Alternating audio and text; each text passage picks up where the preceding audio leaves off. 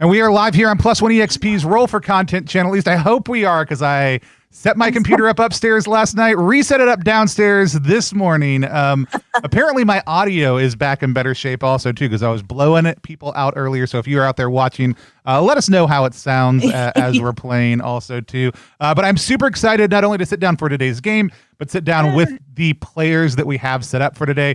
Plus One EXP is a weird little brand that multi-classes in tabletop game design, beard and skincare alchemy, and the Bardic College of Content Creation. Our hope and desire here at Plus One EXP is to help amazing designers find great players who love their games, and amazing players find great designers whose games they can love. And we do that in a lot of different ways, but the most fun way is sitting down with those design teams to play those games, and that's exactly what we are doing today. We've got Chris here running Capers Cyberpunk for us. Chris, why don't you tell people a little bit about who you are, what you do, and tell us about the game we're going to be playing. I'm Chris Boyer. I am a game designer and I'd say super fan of Nerdburger games. I have play tested every version of Capers so far that has come out, and I love all of them. Capers is one of my favorite systems, both to run as a GM and also to play as a player, because it's a very fast and flexible system that allows a lot of freedom. Cool. That's it for me. Tell us a little bit more about Capers Cyberpunk specifically. So Capers Cyberpunk is the culmination of a story that is effectively 100 years long. The first Capers started in Prohibition era in 1920, and now this newest expansion takes you to 2020, to relatively current times, and focuses on the rise of mega corporations and the damage basically that they have done to the world, and how they are exploiting capers for their own personal gain. And the players, you all, are going to be you will have to make the decision as to whether you're going to fight against these corporations or whether you are going to try to exploit them in some way. I'm very excited to find out what you all decide to do in this game. Awesome. I'm super excited to play. We also have a member of the Kickstarter team here with us. First time on stream. First time we're actually getting to play a game together. I'm super excited to have Dylan join us. Dylan, why don't you tell people who you are, what you do, tell us a little bit about what you're doing for Capers Cyberpunk stretch goal stuff. Yeah, I am super excited to be here. I'm super jazzed to finally play together and to meet everyone here. I'm Dylan or SuperDillin. Both of those are okay. The pronouns you should be using when you talk crap about me behind my back are she, he, and they. Mix them up, have fun. I'm a game designer. I'm an actual play performer. I'm a principal cast member on the Atom List, and I've written a bunch of independent games, and I'm now being super honored to write for some other amazing games, and one of those that I'm really excited about is I'm a stretch goal for the new Capers Kickstarter. I actually don't know what stretch goal I am. What goal are we trying to reach for me to be a part of this?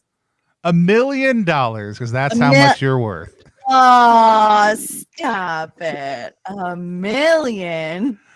But yeah, I'm just jazzed. I'm jazzed to play the game and to play the game with such wonderful people. So thank you for having me. Awesome. Let's hop over to another new face on the stream, but somebody who I've been excited to get to connect with at a few in-person events recently and talk to more. And that's Chris Sellers. Chris, why don't you tell people who you are, what you do, where they can find you online? Hi, my name is Chris. My pronouns are they and them. I make games under the name Hectic Electron. I made a crazy little chaos game called Raccoon Sky Pirates, which is exactly what it says. A game of rising chaos. And I'm everywhere on the internet as Hectic Electron, and I'm really excited to be here and stick it to the man. Awesome. Love it. And then last on the introductions, but number one in my heart, we've got Richard Ruane. Richard, why don't you tell people who you are, what you do, where they can find you online? Hey, I'm Richard Ruane. I'm the creator of Roseville Beach, Moonlight on Roseville Beach. And what is the name of my own game, Tony? Moonlight on Roseville Beach and Sherwood. And you can find me under the name R Rook Studio in 1,000 different variations because I'm not good at creating social media accounts, but all 3 words are always involved. Yeah, that's it. Cool.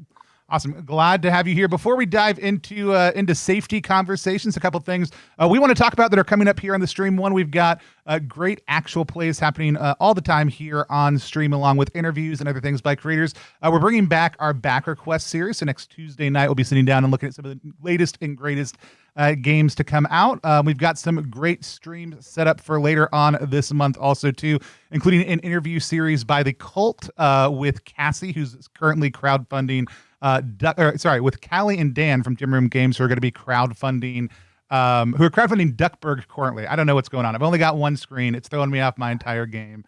Never move your setup one day to the next for any reason. But super excited about all the things we have coming up. We are going to take the last week of the month off from streams because I, along with a number of other people here, are headed to Big Bad Con out in San Francisco. I'm very excited about that. But Dylan, I do have one more question for you, and that's, do you have any physically released games that are coming out as part of any new crowdsourced support initiatives that you would want to tell people about? I do. Wow, that's so funny that you would say that. And why don't I have it within my reach? I do actually have it within my reach because I see it right here. This Oh God, so graceful. This double feature is gonna be released through +1 Experience, which I'm so jazzed about. It's so beautiful. Look at it. This is Guys in Chairs. This is a game that you play where you and your friends are the unremarkable best friends of superheroes. So you yourselves have no extraordinary powers, but you have mundane jobs and skills that allow you to help from behind the scenes. And then bam, spin the bottle, play a game, kiss your friends, but also tell a little story about being Monster High students returning for your high school reunion and trying to kiss your long lost crush that you never got to kiss while you were there. And then maybe you actually make out with your friends. It's up to you. This little double feature is also going to be part of Zine Club, correct? Correct. Zine Club is our new initiative to invest more intentionally in the community without people having to crowdfund, helping get their games in print, just like Dylan's, what we were calling the SuperDillin double feature on the website, Spin the Bottle, Guys in Cheers, and The Corrupted by Navarre Jackson. We'll have copies at Big Bad Con. We will have things for pre-sale starting on the 1st because there's some big changes happening here at +1. And Zine Club will be launching. So if you want to get cool new zines, cool new games sent to you every single month and help us invest more intentionally in a diverse community of creators, head on over to RPG Zine Club, sign up for the launch. October 1st is soft launch, and then full launch is happening on October 3rd, after we are fully independent as a company again. It's been much delayed, but I'm very excited about it, and now I can just decide when dates are instead of waiting on other people. With that said, you didn't come here for any of that. You came here to watch us play Capers, and so we are going to head into the world of Capers Cyberpunk in just 1 second. We always use a couple different tools here on the channel to help us stay on the same page and make sure everybody's comfortable with the game that we're playing. Those are the lines, veils, the X card, and the open door policy, unless the system we're playing has other tools in place for that. Lines are things that may happen in the world of the game, but they don't happen while we're playing it. They're off limits.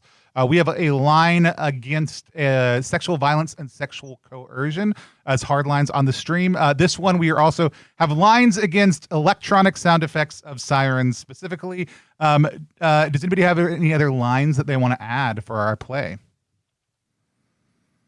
And then veils are things that may happen in the course of play, but we adjust them in a certain category. We may just mention them and then move on. Fade to darkness, only approach them within a certain context. They're basically things that we treat with care. Does anybody have any veils that they want to name for our stream? I'm going to add a veil for torture. Cool. Like, we're just going to touch on it. We're not going to go into detail. Cool. Awesome. Awesome. We also have an X card, which is the ability for us to type or say X, identify something that's an issue for us. We'll remove that content from play and move forward in a different direction. We may update our lines and veils also, because those are living documents and conversations. The open door policy is the fact that we're all real people who have real needs. So you might see us have to get up and walk off screen for a couple minutes. You might see us eat, drink, do all the normal things that normal-ish people do. And if we need to do those, we will. While you're watching, if you need to do those things, you should. So take care of yourself, and we will take care of ourselves also. With that said, I'm going to hand things over to GM Chris to take us into Capers Cyberpunk. Okay. Our story starts in you are enjoying a street fair. It's a very different maybe kind of street fair than what most people are used to. This is a black market street fair. It is put on by an organization known as Shadow Street. So you are all walking around, enjoying the sights and sounds. There's different booths with games and food.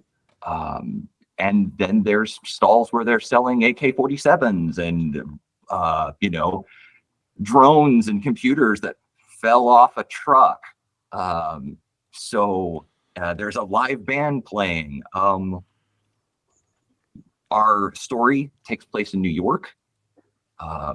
You are in a neighborhood known as Cobble Hill, which was formerly a well-to-do neighborhood, but has it's now populated by those with nowhere else to go. I guess we'll start with Tony. Tony, what is your character doing right now?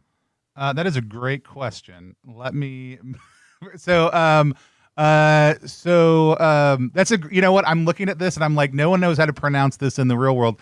My character's name is spelled Kofi, and no one knows if it's Kofi or coffee or anything else. We're gonna we're gonna go with Kofi Honda.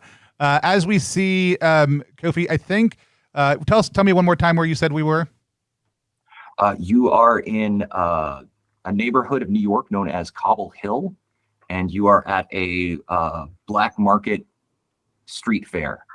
This street fair moves through different neighborhoods throughout New York, and it is currently in your neighborhood, which is a place for kind of those with nowhere else to go. Awesome.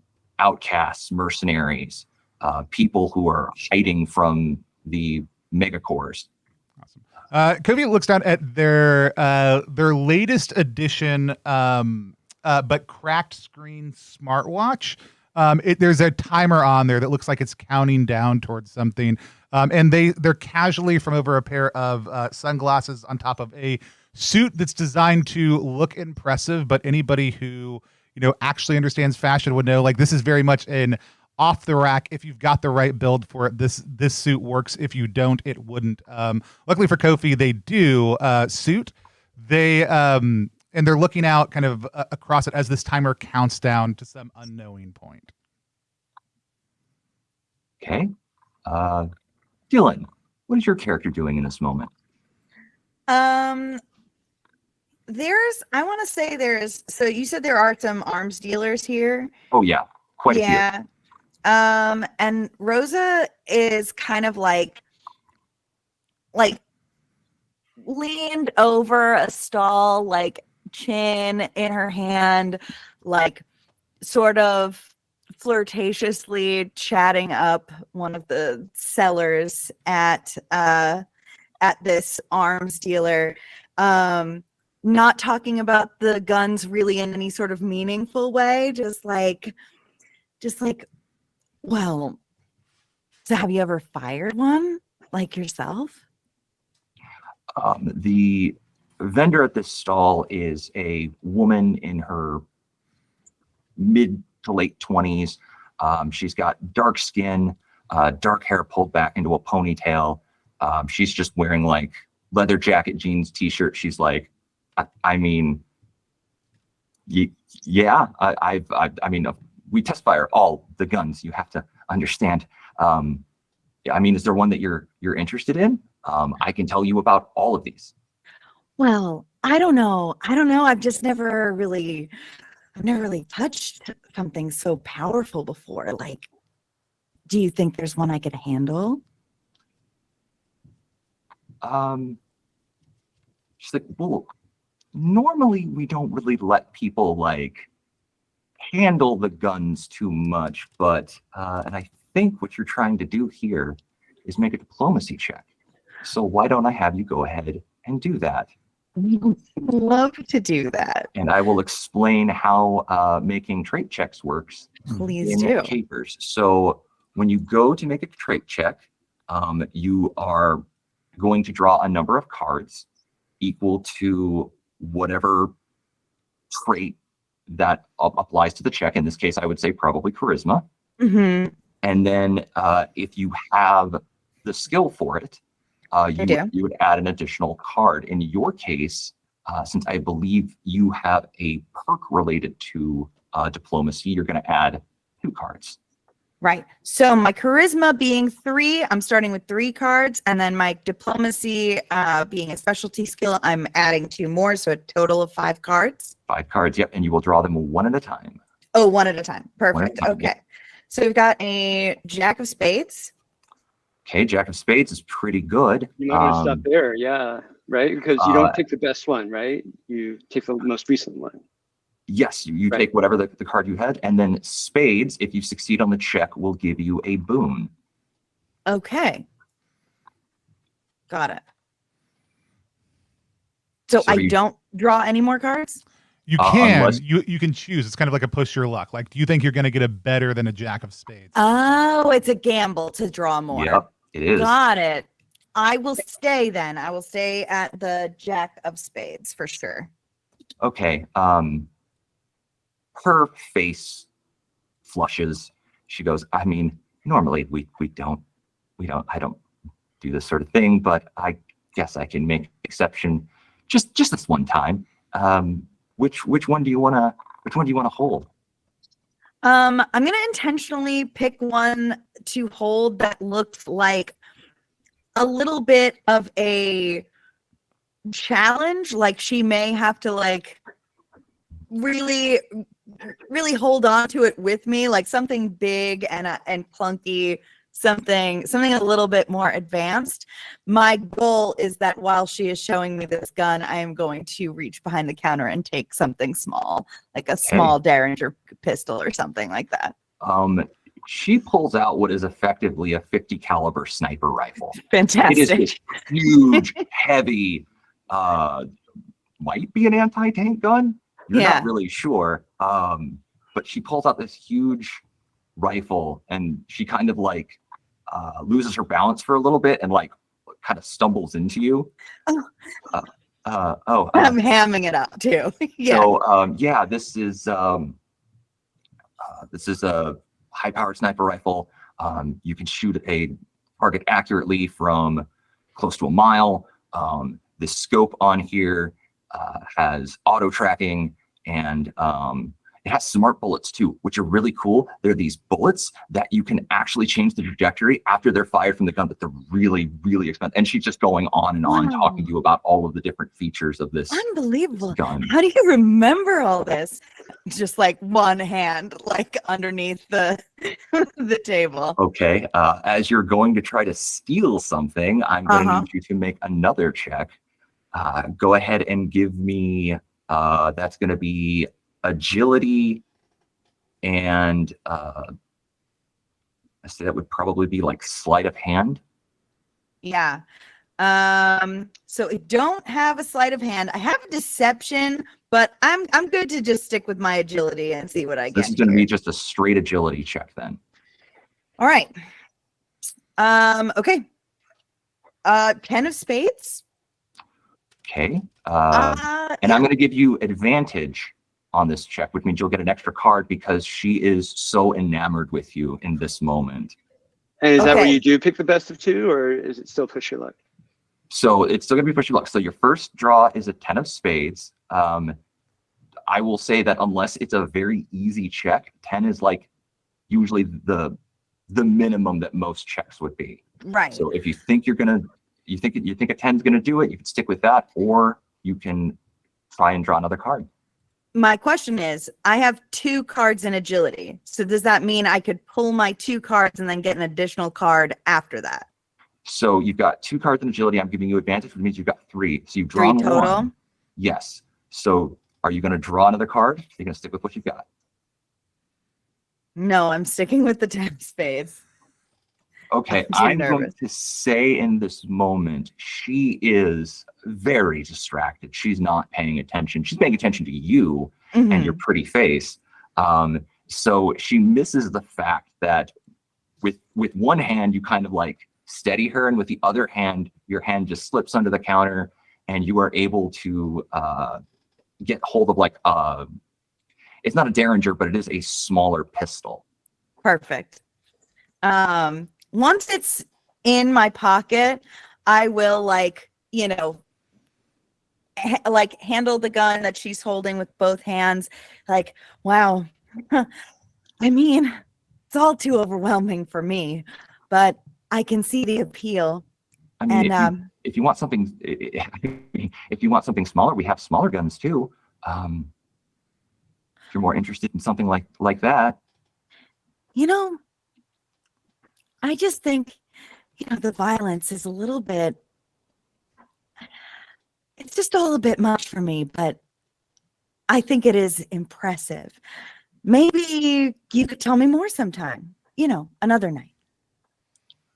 Oh, I mean, sure. Yeah, I'm Hannah. I can give you, and she rummages, here's my card. If you ever need anything, do not hesitate to call me. Or email me, or whatever. I will be reaching out to you, Hannah. And she's gonna stuff it in the cleavage, and Rosa is gonna walk away, twirling that little pistol, happily in her finger. Okay. Richard, what are you doing in this moment? What's your character doing? I am playing Parker, the thief, and Parker is tailing somebody who I think of like definitely tailing somebody who sort of like got out of what was clearly a luxury car service, like a high-end car service right at Atlantic Avenue, and has been tailing this person because I have promised most of the big vendors that I won't steal things from the black market, and I never go back on that. But customers, especially wealthy customers, are fair game. Yeah, this guy's got corpo written all over him. He's in his suits. It's a $5,000 suit. He's got like a $3,000 watch. And this is probably what he thought was the subtle suit. Dripped. Yeah. Like, you can tell this guy drips money. This is my fucking slumming it suit because it's just Italian. Yeah. Yeah, this is name brand. Normally all of his stuff is custom. Yeah. So he's this is his slumming it. I bought this from Armani off the rack, Right. It was not made for me. Yes. I had to actually go into the store and I just picked it up. I didn't get it, sized or anything like that. Ugh. And then I'm going to say he's also got two rather burly looking people with him. That's even better. And they are even more fun. They're walking through they've gotten out of the car. They're coming to the black market, the black market fair here. What are you gonna do? Two guards. Are they sharp, on point professionals? Are they looking a little weary with his bullshit? One of them looks like they're just phoning this in. Like, this is probably his regular handler, someone who's with him all the time. The other person, they look a little more green, but because they're green, they're more alert. They're actually like looking around. They're checking exits. They're making sure they're tracking where different people are. They look like they're a little bit more on their game. Right.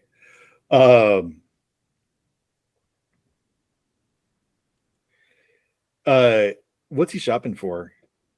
Or was he seem to be shopping for? He is, and he's stumbling a little bit. You guess he's maybe pre-gamed a little bit before he came here. He's being very loud and obnoxious. He looks like he's looking at drones.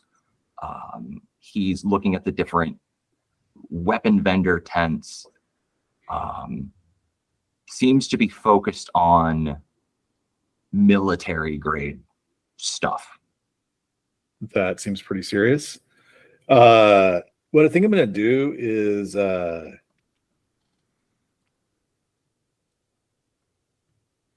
kind of move around ahead of him. Okay.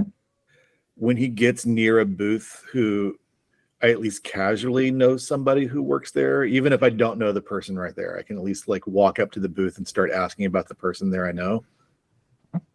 And I kind of just want to be in his space a little bit where he's trying to get, just be a little bit in his way and see see if I can sort of listen in innocuously on what he's picking up, and what he is looking to find out what he's looking to buy. Okay, I'm going to say that you are heading over to Hannah's booth as Dylan's character is sort of leaving he's kind of stumbling that direction.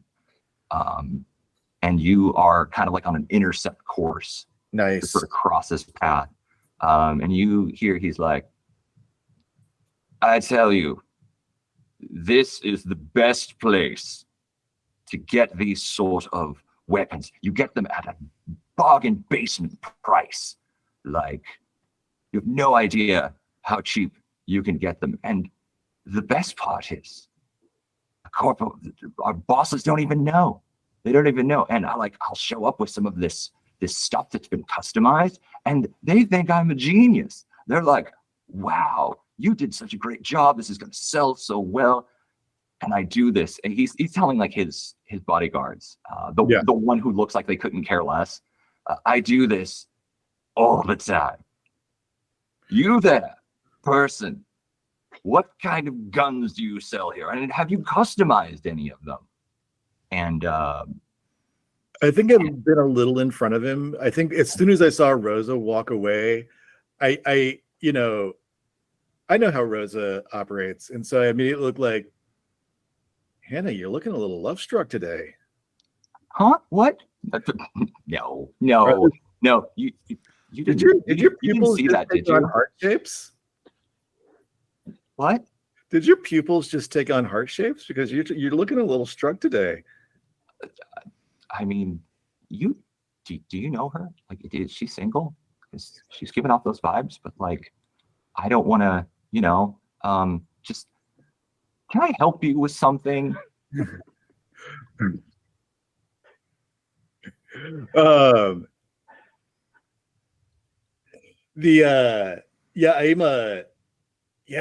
was just looking for some targeting systems.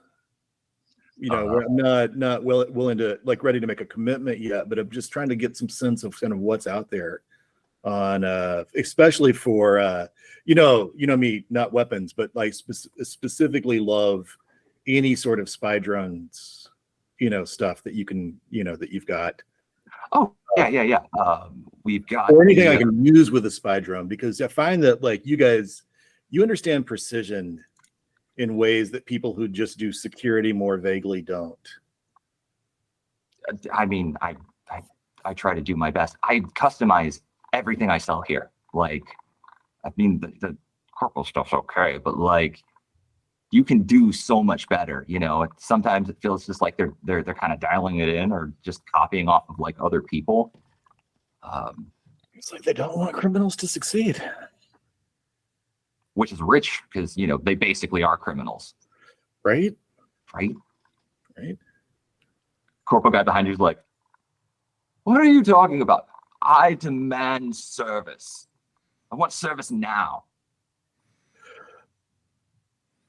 I can just stand over here.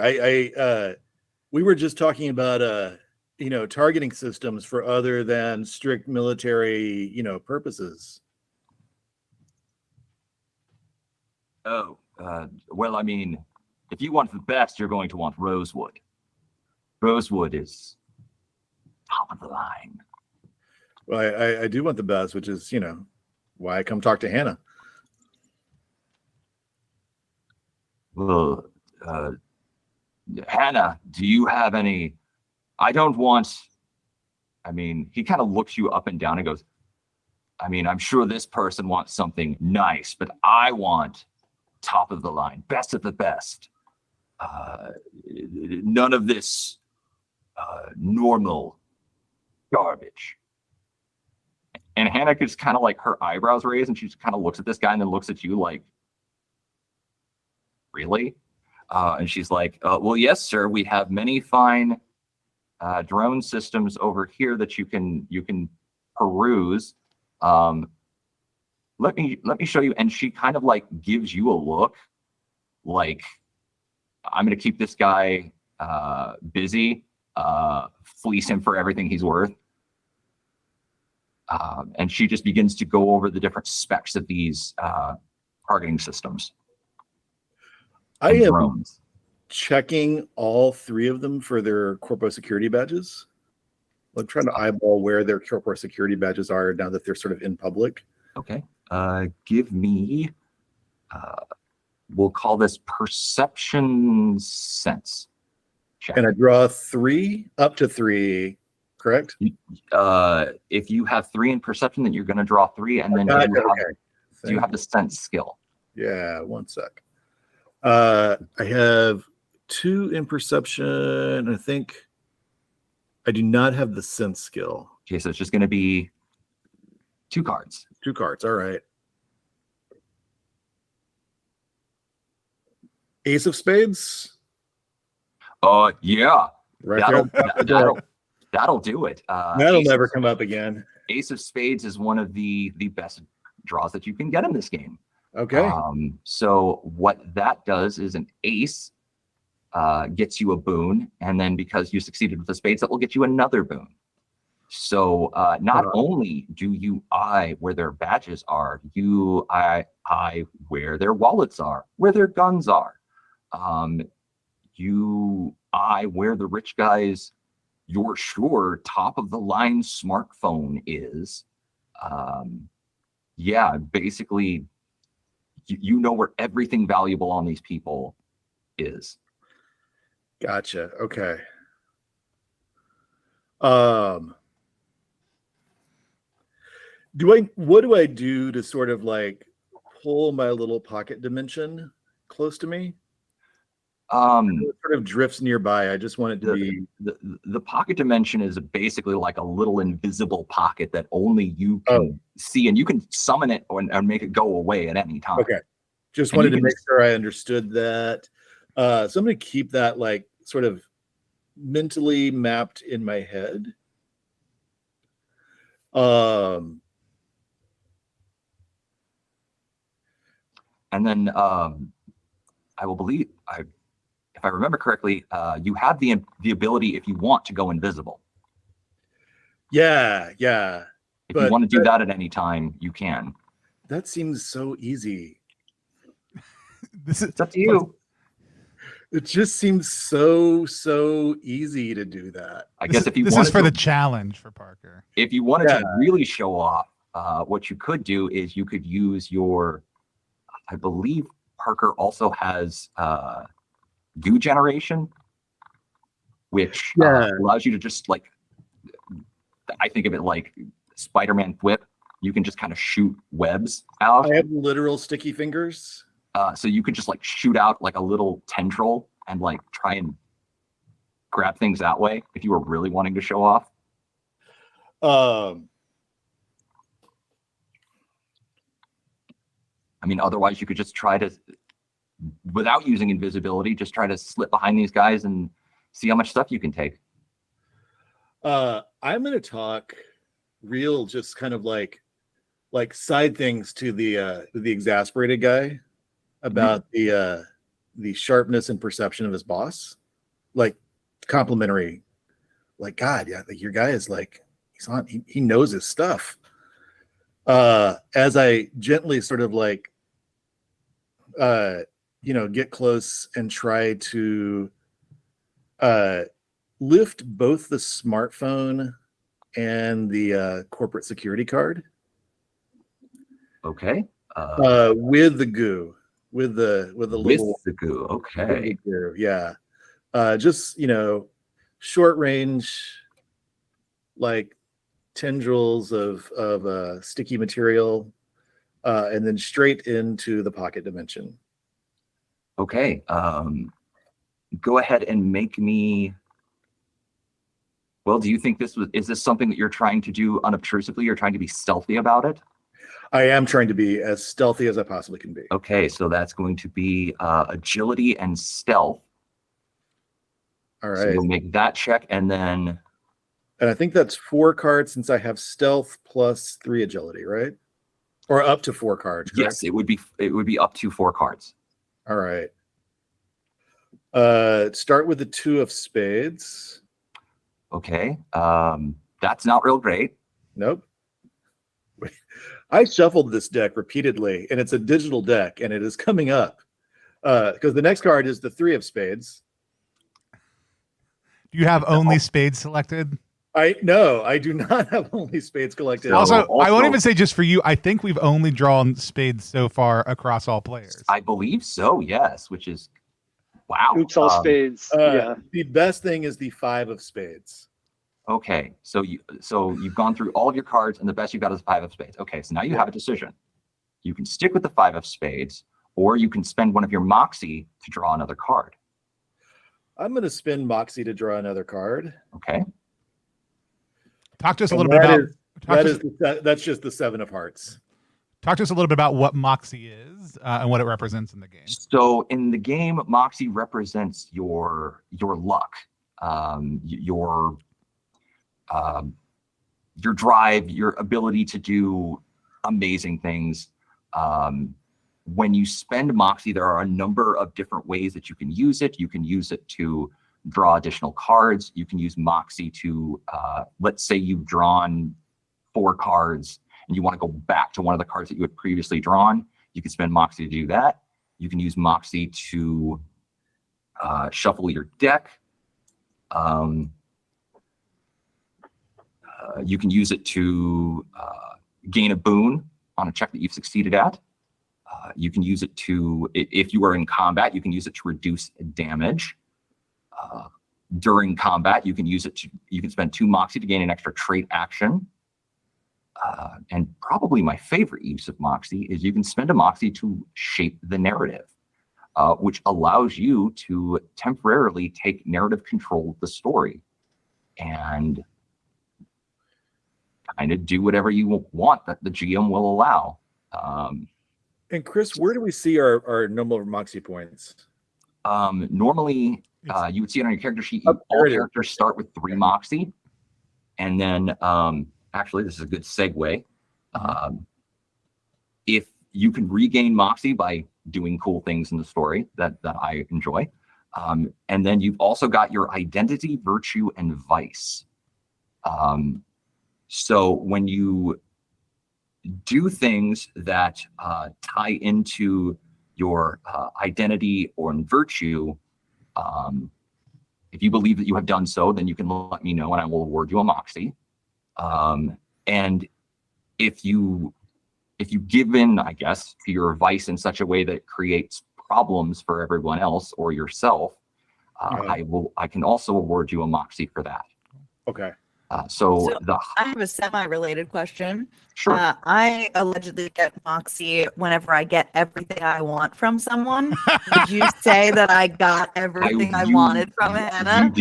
You did get everything you wanted out of that situation. You were going for a gun and you got a gun. Okay. And I'd say even go so far as to say, yeah, you got a little bit more maybe than you were hoping to get. You got this. Perfect. Hannah is absolutely infatuated with you. She thinks you are the bee's knees. Yeah. So, but you said a 5 is the highest that you got. Yeah. Well, I spent Moxie and got a 7. I also, because it was very clearly had somehow digitally shuffled itself into exact order. Oh no! I have no idea how that happened. I went ahead and just reshuffled because it Well, was clearly very messed up. Richard, if it's okay with Chris, GM Chris, if you want to take your Moxie back, I would like to spend a Moxie to take narrative control for a second. Is that okay? Yeah. Okay. I'm interested. And, Chris, what happens when we do our vice specifically? I'm sorry, I missed what you talked about. So when you give in to your vice such that it causes problems or complications for you or the rest of the group, then you will be awarded a Moxie. Oh, good, because I just got that Moxie. Okay, yeah, I'll take my Moxie back. Can we go over 4 or over 3? You can go up to a maximum of 5 Moxie. Gotcha. All right. So I'll keep my Moxie then, Tony, and let you take narrative control, and I'll take it back because my vice is take huge risk without really thinking. Yeah, I am going to. You see that timer that I was waiting on for my watch all of a sudden go off, and I take a small mechanical mouse out of my pocket and have it and just put it down. You watch me put it down on the ground. It starts to run out through the market. You see a cat jump on it, run across one of the stalls, knock it over. The person at that stall freaks out, starts trying to grab all their stuff, bumps into the coffee cart guy. The coffee cart guy bumps into the cart.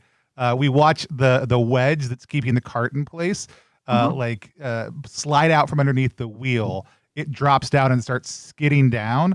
The ineffectual bodyguard has no clue what's happening, but that one who has his eye out and actually knows what he's doing, like all of a sudden kind of snaps to, and goes to grab and protect.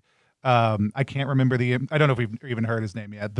We haven't given him a name corpo yet. guy that's obviously designed to be our best friend and you want us to adopt because he's so loving and cute. Oh, absolutely. Goes to cover him, but as he does that, it perfectly flashes out exactly where his corporate badge is, making it easy for Parker to just reach out and snatch while they are distracted. Okay. I'm going to make a devil's bargain with you then. Sounds great. I will allow this to happen, but one of the bodyguards is going to know that you snatched the badge. One of them doesn't, but one of them does. You snatched the badge successfully, but one of them is absolutely going to know that you did this. I'm fine with that. Is that Richard, okay? How does Parker feel about that? I feel like, Parker, this is why Parker causes problems. Okay. It's a great way to get dates with people's bodyguards. So two of the bodyguards, the guy and I'll say the more senior of the bodyguards, he doesn't know. And I'm not going to say that they know that you took the badge. They just know that you took something. So the green one begins to move on you, Parker, and is like, "Hey, what did you just take?" I put my hands up and I'm just like, do you want to search me? Because I didn't take anything. I'm not playing around here. You're going to tell me. You're going to tell me right now. What did you take? I just said you could search me. I look at his boss, at the other bodyguard, the senior one. You can literally search me because I didn't take anything. You hear the boss says, "Mason, you're being too overdramatic. We're here to have a good time. And if this person took something, I'm sure it's not that important. And hey, I'm turning out you look like you're someone who knows stuff. Like the people around here. Maybe I'll just look the other way if you can show me where the good stuff is here. How about that, sir? I'm not sure which. Mason, I don't pay you to think. I pay you because you're big and you have muscles. So that's how we're going to do this. I what is your and just hand Mason my business card. He's like, "Hey, if you remember what you saw me take, just give me a call." You see, Mason looks very unhappy about this. Like you could almost hear his teeth grinding, but he does as he is told. And the boss sort of throws one arm around you and goes, "So where's the good stuff? You're going to show me where the good stuff is, right?" And we're going to cut from that, and we are going to go to Chris. Chris, what is your character doing in this moment? So I was wondering if the corpo guy has like an electric car, and yeah, he would have. He has got basically it's like a very high-end sedan, tricked out to the nines. It has all of the optional features on it that you could possibly get, even those that realistically in a city like this you would never use. Like it has 4-wheel drive. Why it has 4-wheel drive? But it was an option, so he got it. Is there a driver in the car, or is it like a self-driving thing? Not currently. I would say that your character would know this car does have self-driving capabilities. Okay, I'm going to look for a way to hack the car. Just no real plan, but given the powers that you have, you are able to do so without even needing to jack into a computer. So I don't need to touch it. I can just like. No. Okay. You can use your My built-in augmented electronics reality control as long as you are within, I believe, 30 feet. Or if you've got the range boost, I think you can do 100 feet. Okay, great. Yeah, you don't even need to touch the car. You just need to get close enough to it. That's fantastic. In a world like this, I'm maybe the most dangerous person. So my hacker, Grace Turing, which I think is probably a name I took, you know, just because of fangirl. Based off of two of the names of Alan. two of the pioneering women in technology. Yes, right, Grace. Okay, so I want to get. So I'm in the car's cyberspace. You know, logs of miles, maps of routes taken, probably touchless entry codes. Like, go ahead and give me. This is going to be expertise and say expertise electronics. Okay, so let's see, electronics. I'm sure I've got some kind of advantage there. Yes. So you've got. So you've got 4 in expertise, and you've got 1 in electronics. So you'll have 5 cards that you can draw. All right. First card, King of Clubs. So that's like barely a success, right? Well, King is a very good draw. However, in this game, it's not just the number, it's the suit that determines your success. So while when you succeed with a spade, it gives you a boon. When you succeed with a heart or a diamond, it's just the normal success. If you succeed with a club, it gives you a complication. So you succeed, but I get to think of a fun way as how to make things more interesting.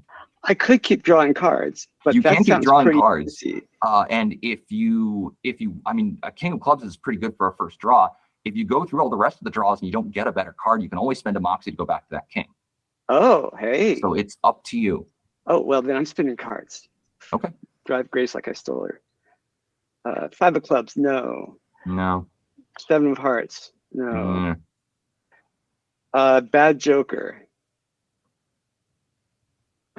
So there's a good Joker and a bad Joker in this game. They're for those who maybe played some other role-playing games, the good Joker is a critical success. It's the best card that you can get. It counts as an ace of spades, and you get to take another trade action, so you get to go again. The bad Joker, on the flip side, is like a critical failure. It's effectively like a 2 of clubs. And you immediately stop, even if you have more cards to draw, if you draw the bad Joker, you immediately stop drawing cards unless you check something with your...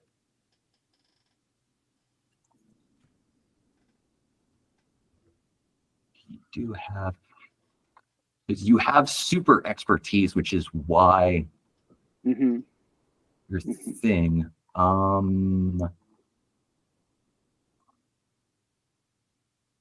Trying to remember if with super expertise, if a botch, if you don't botch on expertise checks. Well, all that's written on the sheet is just that it boosts my initial expertise rank, but you know better than I. Here we go.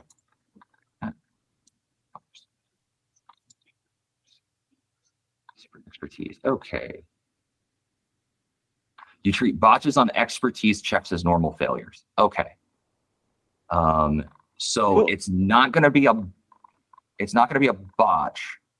So I'm just going to spend that moxie and go back to the original. Okay. King of Clubs. Yes, we will do that. So yes, you are able to successfully hack into. You're able to successfully hack into the car. Awesome. So then I will, I didn't go in with a particular target in mind, but I think that seeing where this car normally parks seeing if it has any entry codes to a corporate park or a gated community or something like that. Be cool. Or if I could even like spoof its logs. You have full control over this car and everything in it. You are able to see that using the GPS system, you are able to see that this car normally parks in a protected parking garage near Rosewood HQ, which you would know that they are a corporation that specializes in military hardware. Okay. Okay. If you had to guess, given the parking position it is in, and given how much you know roughly how much this car is worth, this is probably the car of someone fairly high up in the company. Maybe a junior executive or even a senior executive at the company. Excellent. Okay. That's all good to know. I think I'll put a tracker in the car. And if there's anything that anybody else thinks maybe I should do while I'm in, let me know. As you are doing that, we're going to cut back over to sounds good. Richard's character for just a moment, because as you do that, you see the executive, this guy is walking with you, and all of a sudden he gets a little doo-doo, doo-doo, doo-doo on his smartwatch, and he looks at it and goes, "Oh, Mason, someone is stealing our car. If you would be a dear and go check on that, that would be great." And then we're going to cut back over to Chris. Okay, I'm downloading all the information I can Okay. to my chip, and will, yeah, like I said, place a tracker.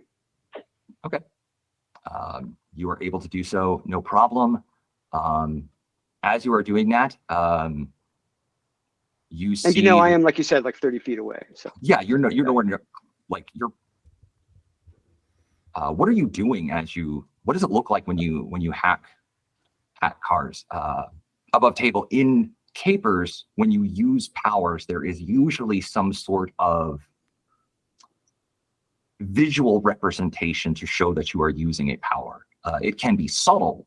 It doesn't have to be like big and flashy, but there is usually some sort of indicator that you are using a power. So what does it look like when you're using your electronics control? my eyes roll back in my head, and I think that my hands are making spatial movements that reflect what they're doing in cyberspace. You know, not just typing, but like you've got some sort of geometric interface, and my hands are like. Sure, absolutely. Yeah.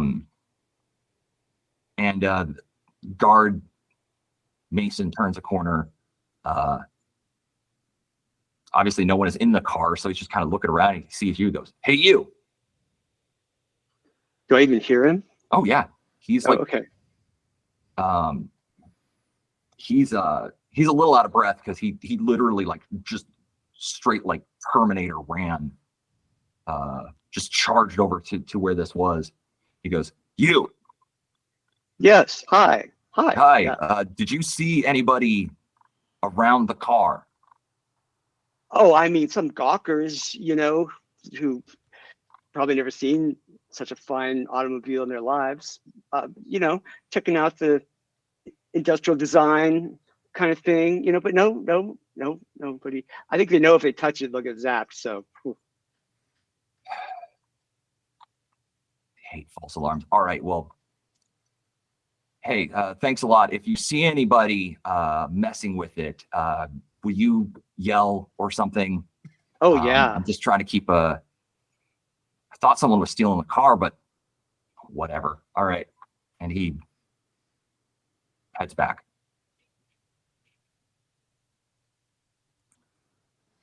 Awesome. And I'm going to say that while you are, after he leaves, you kind of notice one of your one of your friends, someone you've known for a while. Maybe he's someone that you isn't like one of your hacker groups or something. Spots you and walks up to you and says, "Hey, how's it going?" Oh, hey, cool. Yeah, how you doing? How you doing? This is Troy. Troy? Okay. Troy, yeah. Hey, Troy. His handle is serial killer. Like Let's say Fruit Loops. classic hacker name, Troy. Yep, classic hacker. And Troy's like, hey,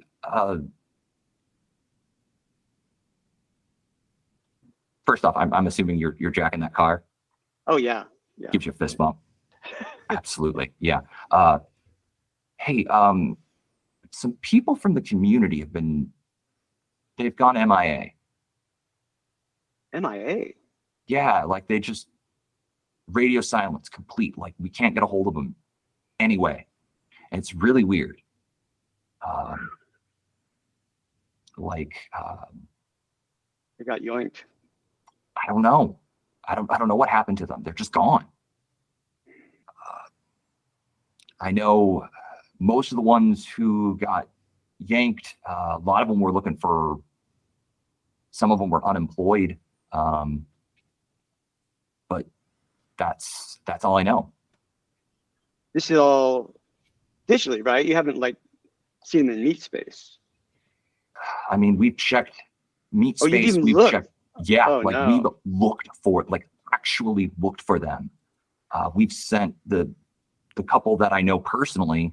I've gone to their apartments and nothing looks out of place. Everything's there, but they're just not there. They didn't get And, jobs, did they? Well, even if they get jobs, like just because you get a job doesn't mean you stop, doing what we do.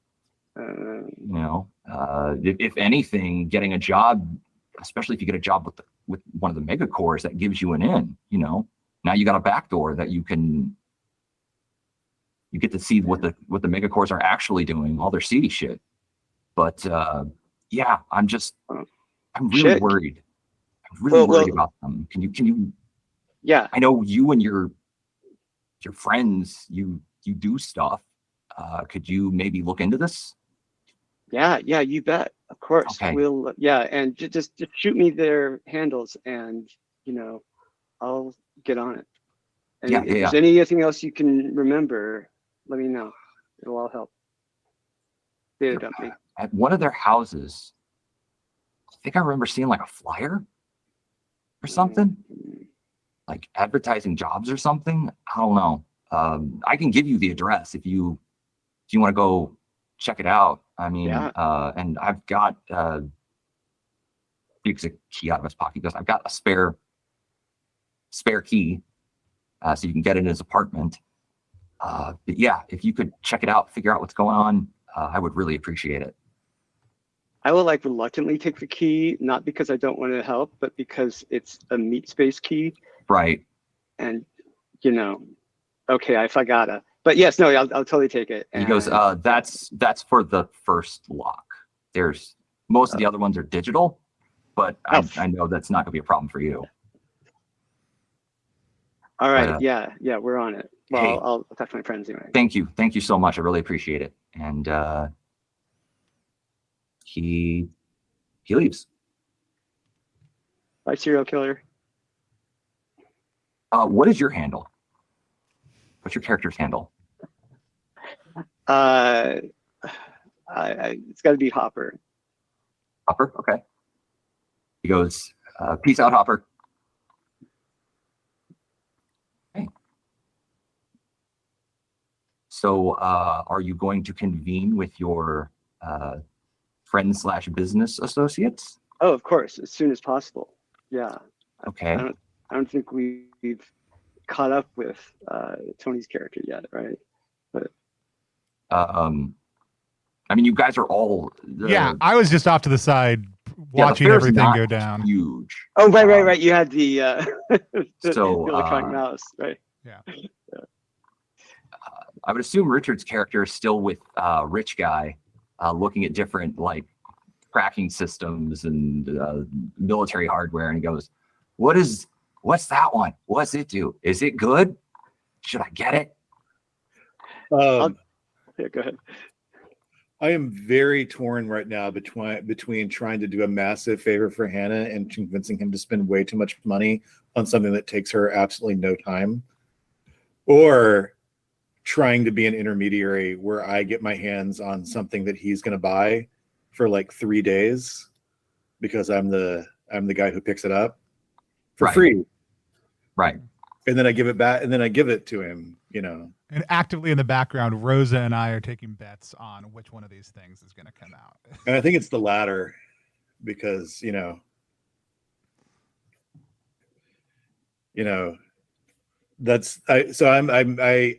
I'm sticking with everything. Like I like, look, all of Hannah's competition not up to Hannah's stuff. I mean, like, I pick a place that I'm pretty sure he's shot before and talk about like, yeah, about a year ago, every corpo buyer in this whole market started shopping over there. And really, they're just selling the same crap. How dare they? It's so disrespectful. Like, if you want custom, you deal with Hannah. All right. I think that's a good idea. You seem like a straight shooter to me. Let's go over there. A lot of people have that impression of me. It's just a vibe I give off. He still goes over to you there, vendor. I demand your coolest, fanciest thing. And I think what my friend and yours are looking for, and his good friend Mason over there, I wave at Mason coming up, give him a little punch on the shoulder, are out of character. I'm not an actual criminal, so I'm trying to think of something we can actually, it would be short-term useful if we had our hands on for 3 days before handing it off to him. I think what we're really looking for is those precision surveillance things where you can mine a massive amount of surveillance data and pinpoint the location of someone based on the massive amount of a whole, maybe not a city of surveillance data, but at least a borough, or at least a few large neighborhoods of surveillance data, and you can pinpoint the possible location of a potential person who's trying to go missing based on the massive amount of surveillance data you have access to. That doesn't sound. You can do that with cell phones and cyberware. Yeah, but what if you are looking for somebody who's changed their cell phone or has stopped carrying it? Somebody who's gone off the grid, gotten burners, somebody who's trying to stay hidden, or who somebody else is trying to keep hidden. I want something that goes boom. I want something that makes big explosions. What about something that puts exactly what you need exactly where you need it? Because that can be boom, or it can be ammo for your your soldier bud, your little pet, like a smart bullet, or a just a surprise gift for that person that you'd want to leave surprise gifts for. It could be all sorts of utility for the smart guy who knows how to sell it to other people, plus use it for his own benefit at the same time. Hannah's like, hey, why don't you buy this? And she pulls out the 50 cal. She goes, how about you buy this really big gun?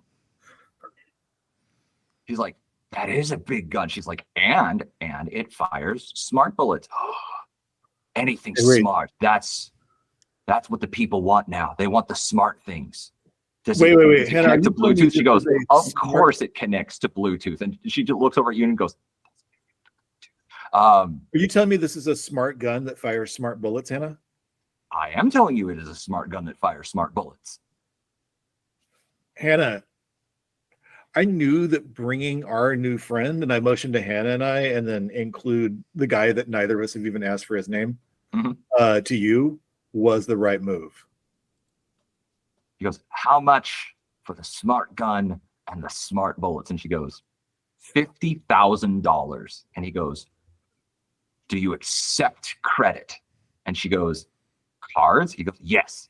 She goes, absolutely. Yes.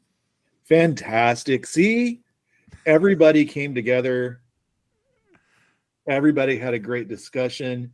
Mason, how are you feeling about this?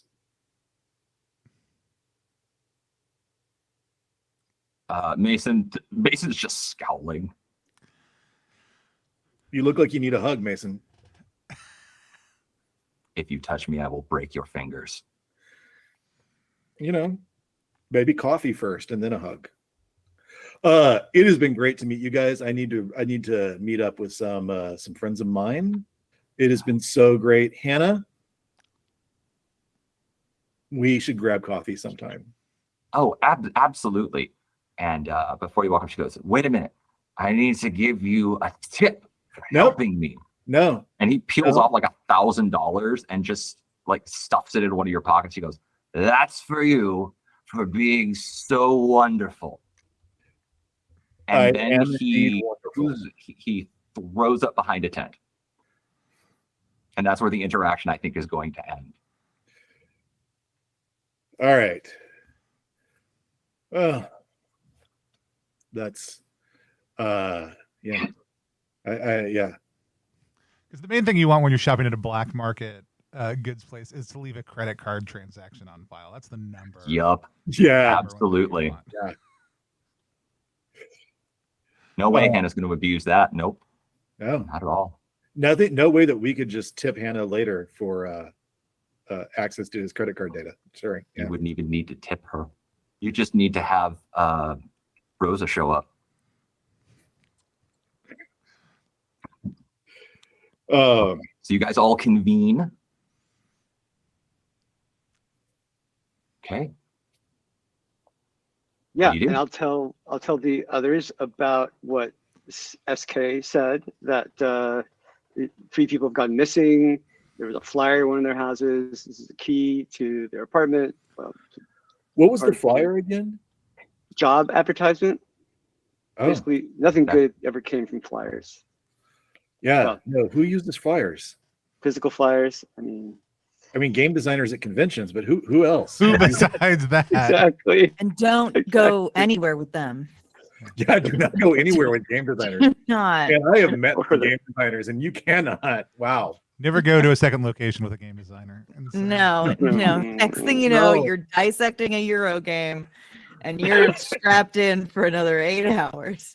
You got no, because then suddenly they think a good time is hand calculating D6 probabilities based on a pool. No. Value your life. What information did the flyer provide again? I haven't read it. I could probably try to hack into their at-home security camera and read the flyer remotely, or we could just go there. I don't suppose it's the same it's for the same company that I have a security badge for now, is it? You don't know? All right. Well, I guess we can go there. Right. And who is it that's missing? People? 3 of my hacker friends. Right? They're all hackers? Yes. Yeah. Oh, darling, I'm so sorry. I can see the grief welling up. Successfully stolen before is people who have been stolen, and I have not successfully stolen them back. You have not successfully stolen them back. Like, I've not successfully unstolen a kidnapping victim. Well, it's a new challenge, right? Yes. I have never been so happy. Thank you. Chris, if you want to, you can try and, try and maybe search the internets to see if you can find any information about all of these people, see if they have any common denominators in terms of like who they are or what they do or where they're from. Yeah, definitely. You Sure. can go ahead and give me expertise. And we'll do either expertise. You can do expertise sciences or expertise electronics for this. Electronics, I think. Okay. Yeah. So 4 cards, right? Yep. No, 5 cards. 5 cards. All You're right. using expertise. And what's the minimum rank I need to get to? You're not gonna tell me. Okay. You don't know. That's the bit. That's the Yeah. fun. Right. Okay. 9 of clubs. I'm gonna keep going. Okay. 6 of spades. I will tell you that Yeah. unless the task is ridiculously easy, normally you want a 10 or higher. Okay. Yeah. Okay. Queen of hearts. That's my card. Queen of Hearts will do it. Yeah, you're going through the different people. The person whose key you have, her name is Jan Kurosawa. You notice that looking at like basically resumes, travel itineraries, things like that, most of these people were immigrants. Most of them were multilingual, and most of them were tech savvy. They were programmers, hackers, security specialists, but most of them came from, they're not Native American, not people originally from the United States. They come from other countries. Many of them came on green cards. Okay. Yeah. Visas. Yep. All right, then I'll relay this to the group. Looking at some common threads. Still not sure that that Rose and Tony are on board. Tony, what's your character's name again? Kofi. Kofi, right? Of course, yes. Yeah. Well, this is just tragic, darling. I can't stand for it. Would you just give me a moment? I gotta call in a favor, and I want to call Walter Knight, Okay. my politician friend. It's no big deal. It's just Okay. local, you know. You Small call time. Walter is an alderman Mhm. in the neighborhood that you live in. It rings a couple of times and he goes, "Hello, remember, a vote for Knight is a vote for right. How can I help you today?" Oh, you know I don't vote, darling. It's too much work. Ah, Hi. Rosa, how are you, darling? I'm doing well. You know what? Not so good, actually. Oh no. Yeah, I know. I'm just positively vexed by this. You see, I've heard that some local miscreants have gone missing, and it's just that, you know, if they're missing, how can we possibly help them? You know, I think that we really do need to clean this place up, but but people going missing is not the way to answer that. Missing how? Oh, just gone missing, just up and disappeared. And anything special about these people? oh, just that they're dear, dear friends, of course. Look, have you heard anything about recent disappearances at all? Well, nothing has reached my ears. I mean, do you know anything about these people? Who were they? Do they have anything in common with each other? What were they like? What are they? So they're all immigrants, and they're all here on visas, and they're all they're all very tech savvy. Oh, well, they're also technologically savvy.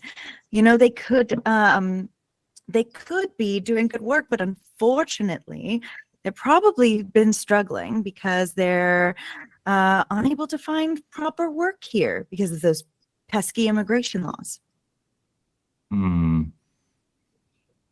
Well, if they're local, in terms of that, they live around here somewhere, they were staying here. If a megacore was involved, it would probably be Scepter. Scepter.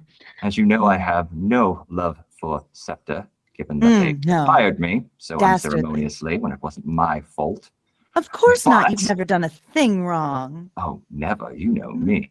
No. But Scepter is where I would start looking if I were Perfect. you.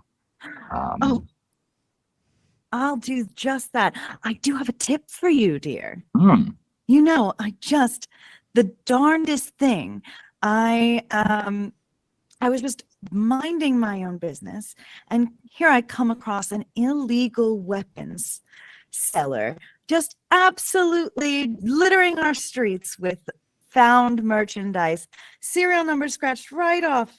I'll tell you who it is, for just if you just help keep an extra eye out for these missing folks. And this illegal weapon seller, where would they be located? Who are they? Oh, you know what? I'll just text you all the information. You know I like to keep it all encrypted. It's not Hannah, is it? Oh no! How dare you? good. You just zip that right up. Because No. Hannah is delightful, and I would never see anything bad happen to her. I know, a precious one she is. She is. And I plan to keep her around for quite some time. No, I'll text you all the details. Don't you worry. It's is it someone from another megacorp? Maybe. Maybe. You are impatient. Now you have me intrigued, darling. Very well. While I do like to get my business concluded quickly, I'm sure you have your work cut out for you. I look Absolutely. forward to your text the Thank next you time you get a so much. chance. Thank And- you. You're very welcome. Good luck in the election. Remember to vote. I know you don't like voting, but you should still vote. Fine. Let's be honest, I'm the closest thing to an honest politician you're going to get. At least I'll lie to your face. I do appreciate that. I Well, won't try to go back on my word. If I'm going to do something, I actually, most of the time, intend on doing it. that is so integral of you. Well, I will try to mosey on over to the polls this time. And I will tell everyone I know, simply everyone, which is everyone. Perfect. Ta. Ta-ta. I hang up and I go, oh, who do we hate?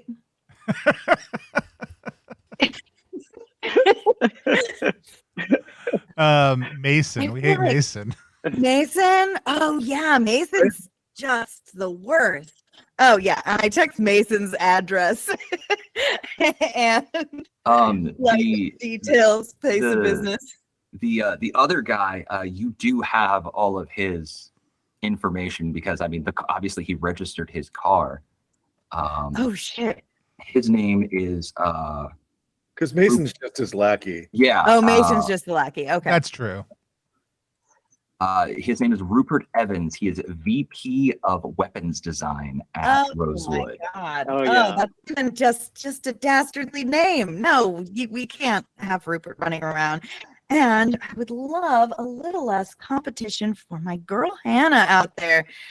So I'm going to text the details for Rupert, everything that we know, and let that fly. You get a text back very quickly that says, "Yes, I know him. Hate him. Thank you so much for this." Yay. We're going to figure Okay. this out. So what are you guys doing now? I guess we go over to the place, the Yeah. apartment. Okay. Yeah. Yeah. How are you getting there? Tempted to drive Rupert's car, but we'll take the pneumatic tubes or whatever, or in people's city. Pneumatic. Oh, yeah. No, that car's hot now. Yeah, right.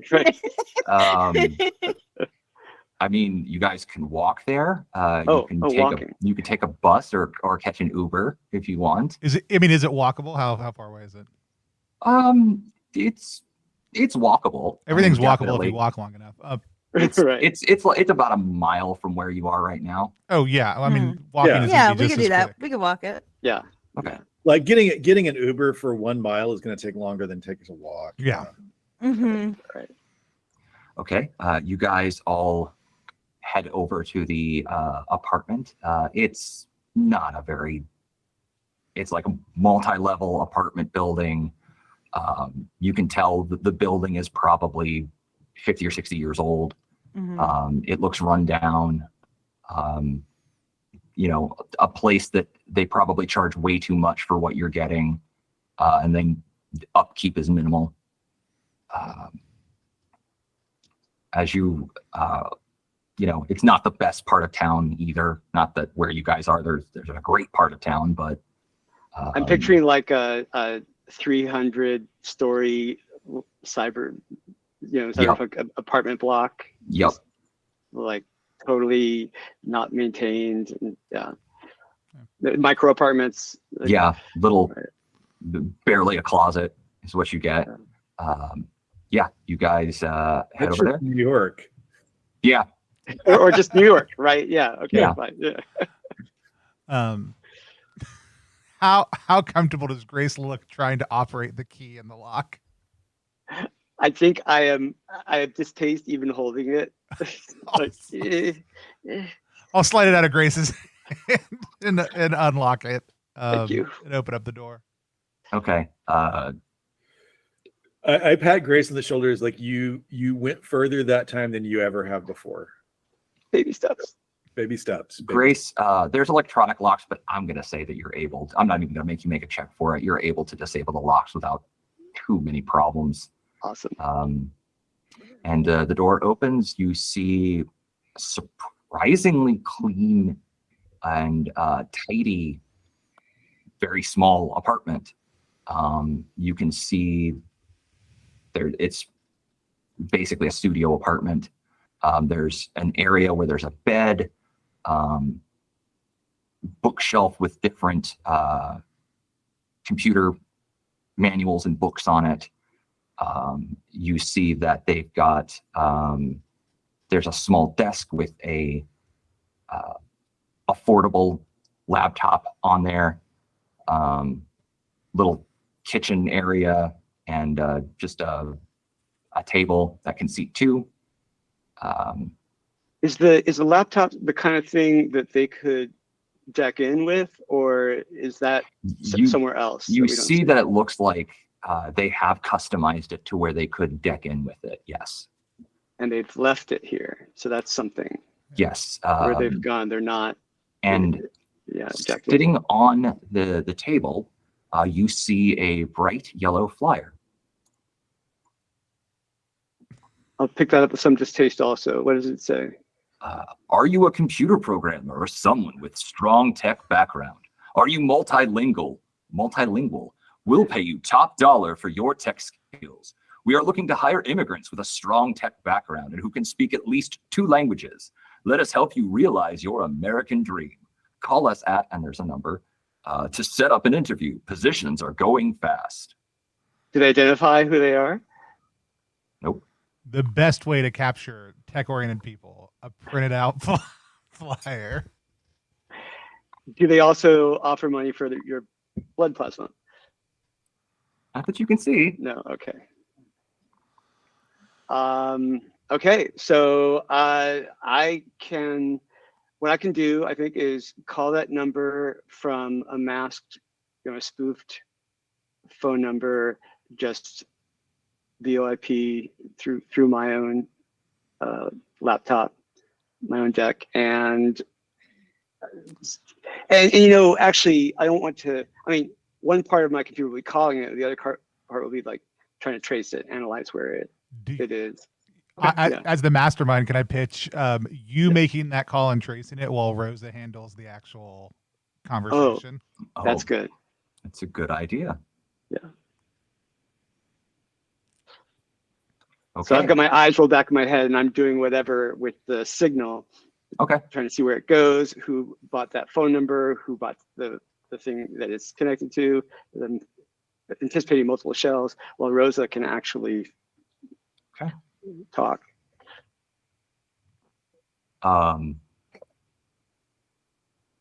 Number rings. You hear what sounds like a young woman on the other end of the line. Crown Industries, how can we help you? Dylan, does your character want to take the conversation? Oh, sure. Yeah, Okay. sure. Okay. Oh, what did they answer the phone with again? Crown Industries. Crown Industries. And in theory, we're looking for work. Or- Yeah. Yes. So, I hope this is the right line. I came across one of your flyers and it says that you're hiring. Yes, we are hiring. Are you multilingual? Oh, totally. So many languages. Okay. And do you have a strong tech background? Are you familiar with computer programming or database administration, cybersecurity? Chris, while she is doing this, if you would make me a expertise electronics check, since you are trying to, well, actually, you can use your electronics control boost and automatically, because you have the trace boost, you can use the trace boost to just know where the call is coming from. Then I'll do that. Yeah. Okay. You use that and you are able to get an address here in the city, just a couple miles from where you guys currently are. Excellent. She responds, good. Well, we would love to have you come down so we can perform an interview. Please be sure to bring all of your relevant information. We'll obviously need to see your ID, passport, everything like that. Ooh, what if I didn't have one, hypothetically? Would that be a problem? Are you here legally? Well, it's just I have another friend who's qualified and they are not me, of course, totally qualified. Right. Here legally. Yeah, of course. It shouldn't be as long as they possess the skills that we're looking for. We can assist them with working with immigration to get them, get them a green card, to get them naturalized, and we can take care of all of that. Not a problem. Wow, what an incredible enterprise. Yeah. Okay, so my friend is also very, very qualified, very, very tech savvy. So I'll just have them, give you a call. But I am super interested. Just bring them with you when you come down. We can schedule an interview for both of you. Okay. How soon can you come here? Are you open now? See, it's probably like 9 o'clock at night. She goes, well, we're not open right now. We do have workers going, all hours of the day and the night, but if you would want to, and you hear that she has, someone is talking to her on the other end of the line, and she's like put her hand to the phone and is talking with them. She goes, okay, I've just been told that we have a new policy has been put in place and we will have an interviewer available now. Wow. So if you want to come exciting. down now, we will be more than happy to interview you. Absolutely perfect. Well, let me give you the address, and you are given the same address that Chris was able to track. Perfect. My associate and I will be right over. I'll bring everything. Just give us some time to gather it all up. Splendid. We look forward to seeing you. Wonderful. And I hang up. I go, oh, super shady. So they're willing to meet with me now. They are allegedly going to pay for getting everybody who works there naturalized, which sounds lovely, but is absolute bullshit, if you ask me. Well, as much as I wouldn't like to go over there at night, it does seem like they operate on a bit of a skeleton crew in the evening, not as much leadership. So it might be beneficial. What do you think? Sounds like an ideal time to strike. Mm. I would like to use that address to find out everything I can about this place. Hack into property records. It's just a couple miles away. From what you can find, it is the building is owned by Crown Industries. I was just wondering if there's a connection with Scepter, Crown. You're checking the GPS. It's not a great part of town, and it basically just looks like from the outside, it just looks like a warehouse. Warehouse. Yeah. Okay. While they've been doing this, I'd love to take in just the space itself. You said it was surprisingly clean. Surprisingly clean, yeah. We've got a laptop, we've got a flyer, we've got a laptop that wouldn't necessarily have been left behind by somebody who of the type that would be occupying this space. It could have if it was just a laptop used for work or something like that. If they thought they were coming back. If you want to give me like I want to take in the space sense. Yeah, and I'm looking for essentially, is there anything that tells us this is orchestrated, or is there anything of this person? Is there anything of interest for this person that isn't evident on the surface? And sure. So, I also do, I do have a perception related power also too, and so I have super. Yep, you have super perception. Yeah, and so I've got. It says I think that takes me up to actually 4 when I use it. Well, your super perception is always active. Always active. Okay. It's just the boost that you would need to activate. The boost I would need to activate. Gotcha. Yeah. So if you used like any of the boosts, those need to be activated. But otherwise, is that just burning a card? Is that what activates them? Is that what that -1 stands for? Yes. Okay. That's it. Basically, while the power is, and if it's got a little M next to it, that means it's a maintained power. So Gotcha. as long as you've got that boost active, your checks will have a -1 to them. Gotcha. But you can use your powers and your boost as many times as you want. Okay, that's fine. No, yeah. So we're just gonna use that. I don't think any of my maybe Sure. would insight matter for this one. You could use. We got business, deception, diplomacy, guns, humanities, insight, or sense. Okay. Sense is if you're trying to just use one of your 5 senses to detect something. That's going to be sense. I'm going to say insight would give you more of an idea as to like maybe what kind of person this is, what their normal routine looks like, what they do in their everyday life. Okay. I got a 7 of hearts, which I passed on, a 6 of clubs, which I passed on, 10 of spades, which looked good, but I did go to that last one, and I got a queen of hearts. Okay. I think we're going to stop there.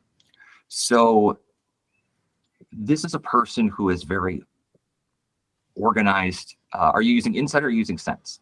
So sense would tell me about their daily, like the type of person. Is that correct? Insight will tell you about the kind of person they are. Sense will just what's in this space. And if anything seems like it's out of place. Then let's go with sense for them. Okay. You're looking around. This is a very orderly person. This is a person their life is used to being very structured. You're kind of just searching a little bit. You see that you find some mail that it looks like recently they were let go from the job that they had at Rosewood. And if they didn't get a job soon, they were going to be deported. Okay. So they were, and you could see that there are final notices on several bills. So it looks like bills were piling up. This is someone who was getting pretty desperate to find work. Okay. So we know, some reinforcement of what we already know. The cleanliness and the structure makes sense for the type of person. There's nothing necessary. There's nothing that screams, this is a fake room that we've set up just to trap you onto coming down to this warehouse. And we know that they now worked for Rosewood. I'm going to ask all of their identity. You also notice all of their identification is gone. Okay. So is their cell phone.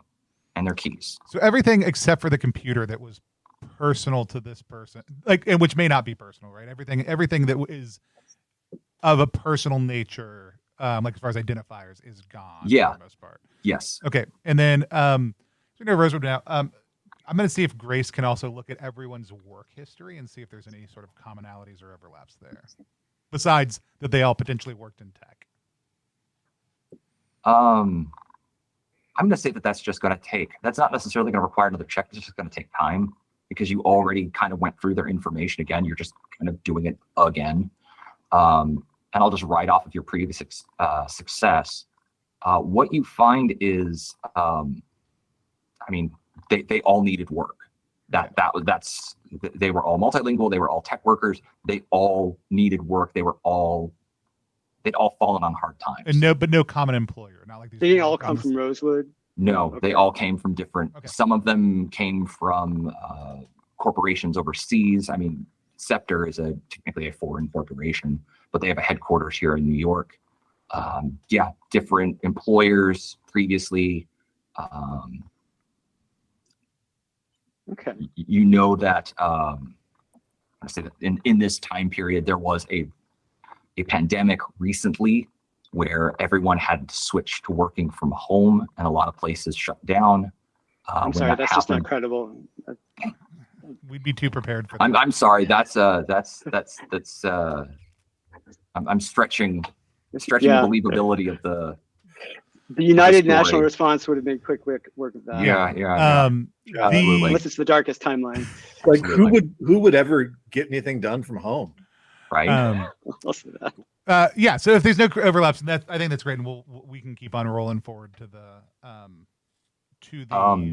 I will say that there is one of the people's search history. Besides just looking for tech work, you know that another way that you can make money is as a test subject for cyberware. And they had been looking into that. And they found an ad that looks eerily similar to the printed out advertisement, only instead of looking for work, it looks like they're looking for people to test cyberware. It's like same fonts and same like basic template. Same language structure, like same the yellow same paper. person wrote this. They just copied and pasted something else in. Like they didn't even bother. Okay. Well, then I will definitely try to cross-reference these two. Of course, they're physical flyers, which has been my weak spot, my kryptonite. Well, now, if you run the flyer, you find that there are multiple chat rooms and websites that have an ad that looks exactly like this one, advertising the exact same thing. It looks like they weren't just limited to Meat Space. They were also advertising this on the web. Okay, cool. So whatever I can find about that, the address of the test subject's place, what IP addresses those digital ads are coming from. I mean, yeah. The number for testing the cyberware was like one digit different from the number for these tech jobs. Mm-hmm. Same address. Same yeah. address. Yeah. As far as you can find, same address. Yeah. Okay. Okay. This was also for Crown Industries. Mm-hmm. Mm-hmm. Yeah. And the cyberware they were going to test, that seems shady. It doesn't specify what kind of cyberware that they were going to be testing, just that you could sign up to test cyberware. Okay. Sounds like things are leading us toward going over this place physically, which, I can if you do have to, if I really have to. Real quick before we leave, are there bulletin boards or any like areas in the building that have like copies of this flyer posted? Absolutely. Oh, I'm taking this down. Before we leave. There's some in the laundry room. There's some in like a common area. They're plastered all over this building. Yeah, my friends are busy in the finish out. So I'm just going to take a little stroll. You probably snatch at least 30 or 40 of these flyers. They're Yeah. everywhere. Yeah. That'll teach him. That's right. All right, cool. I guess we should go. At least Okay. scope out this warehouse place.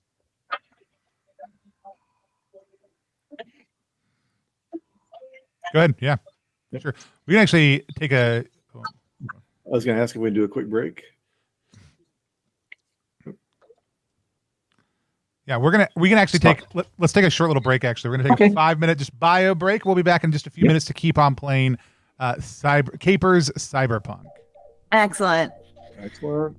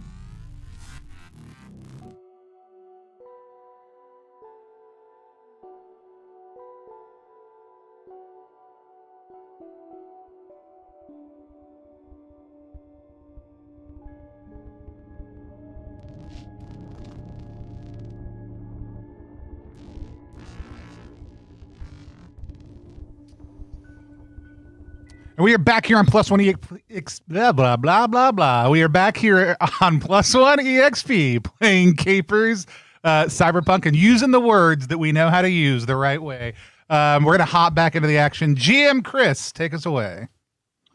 Okay, so I'm assuming you guys are all going to this not shady at all warehouse, right? Yeah. Yeah. The conversation we have on the way over is that obviously two of us are going in and two of us are not. So I think there's that reality, right? Like, You mean that two of us are going in by the front door and two of us are finding other ways in?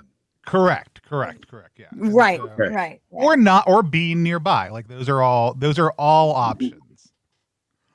Right? Because like I don't know. I will go in at least digitally. Yeah. Never let you go in by yourself. Yeah, because I don't know that Grace needs to walk in and meet space in any way, shape, or form. No. But I have FOMO. Right. I get it. Yeah. So do we have then Grace hanging out nearby, Parker going in through another route, and Rosa and Kofi going through the front doors? Does that sound That sounds right? good. I'm good with that. That sounds great. Where to me. is Grace going to be hanging out at? Well, I guess it depends on the situation of this place. I'm assuming this is on street level, this warehouse. Yes. This isn't a flying cars cyberpunk. Not this part of town. Okay. Right. Then any place that is not covered by streetlights and security cameras. A dark corner where I am close enough to the walls of this place to jack in hardline or over my brainwaves. I guess give me a perception check to see if you can. Someone doesn't necessarily have to be you. I'll take Yeah. that. I'll call a play and also too. But we also Kind of search for a nice, unobtrusive place where you could kind of stash yourself. I got a king, because I got a king of spades. King of spades. Okay. You managed to find, and it must be the last one in New York, but you actually find a phone booth. No one ever is gonna look in there. Yeah. Heavily graffitied. Wow. You can see as you open the phone booth, the handset has been ripped out. So it's not functional, but yeah, this is currently no one is inside of it. You're going to be alone and hidden from view. You figure this would probably be about the best place to go. Was there any preparations that you guys wanted to make before you came to this place? Is there anything that you wanted to pick up or anything that you wanted to do? I mean, yes. go ahead. Oh, sorry. You go. I was going to Tony. say, obviously, full costume changes for everybody. We got to. Yeah, I was like, I look too good. I need to look like I've been struggling a little bit more than I have been. So how are you going to acquire those? Are you going to just try to hit a low-end clothing shop? Or are you going to try to break into a Goodwill? It's very What are you doing? difficult. It's very difficult, but I'll get something, just on the lower end. I'll stop by. I don't know if there's like a thrift or something like that. I'll get something oversized. Yeah, I'll get something that doesn't quite fit. I will. It's impossible not to make my hair look good, but I will just pull it back for the illusion, and just pull it back high. Killing you. Look, I mean, let's be real. I still look great, but to the untrained eye, which obviously describes who we're about to encounter, I look like one of the riffraff. Just some oversized, like old looking clothing, and like my hair pulled back, try to be as plain as I can, makeup off. Your skin still glows, but we can't do anything about that. I know that can't. I'm too well hydrated. Same thing. Suit jacket off, switch over to like polyester, jacket, baseball cap. And a looser fitting shirt that doesn't quite match, but other than that, similar attire. Okay. I think Uncle Rupert is buying us all hoodies. Yeah, 100%. Oh yeah, that's right. Run that at the thrift store. At the thrift store. I mean, Uncle Rupert's buying us a lot. Right. But one of those things is hoodies at thrift store. I mean, you guys all buying these clothes is not even something that Uncle Rupert's going to notice on his billing statement for the month. It probably surprises. It also probably surprises the person running the thrift store that I feel like this is one of those worlds where only wealthy people use cash. No. Okay. Generally, you use cash if you don't want there to be a trail. Because he handed cash, didn't he? He handed you $1,000 in cash. Yeah. Yeah. So that's he was slumming it. Yeah. Uncle Rupert is bought us. Okay, so you're paying cash for everything. Yeah, has bought us hoodies at the thrift store. I tell the thrift store clerk. The thrift store clerk is someone who this is just a job for them. They just kind of, all right, that's cool. A round of hoodies for everybody here. Huzzah! The other 5 people in the store go, yay. They go to the non-discounted section. Can I get a dress instead? I don't really need a hoodie. It's just hoodies. Okay. But if you get a big enough hoodie, you can wear it like a dress. That's true. Yeah. Any hoodie is a dress if you believe. Yeah.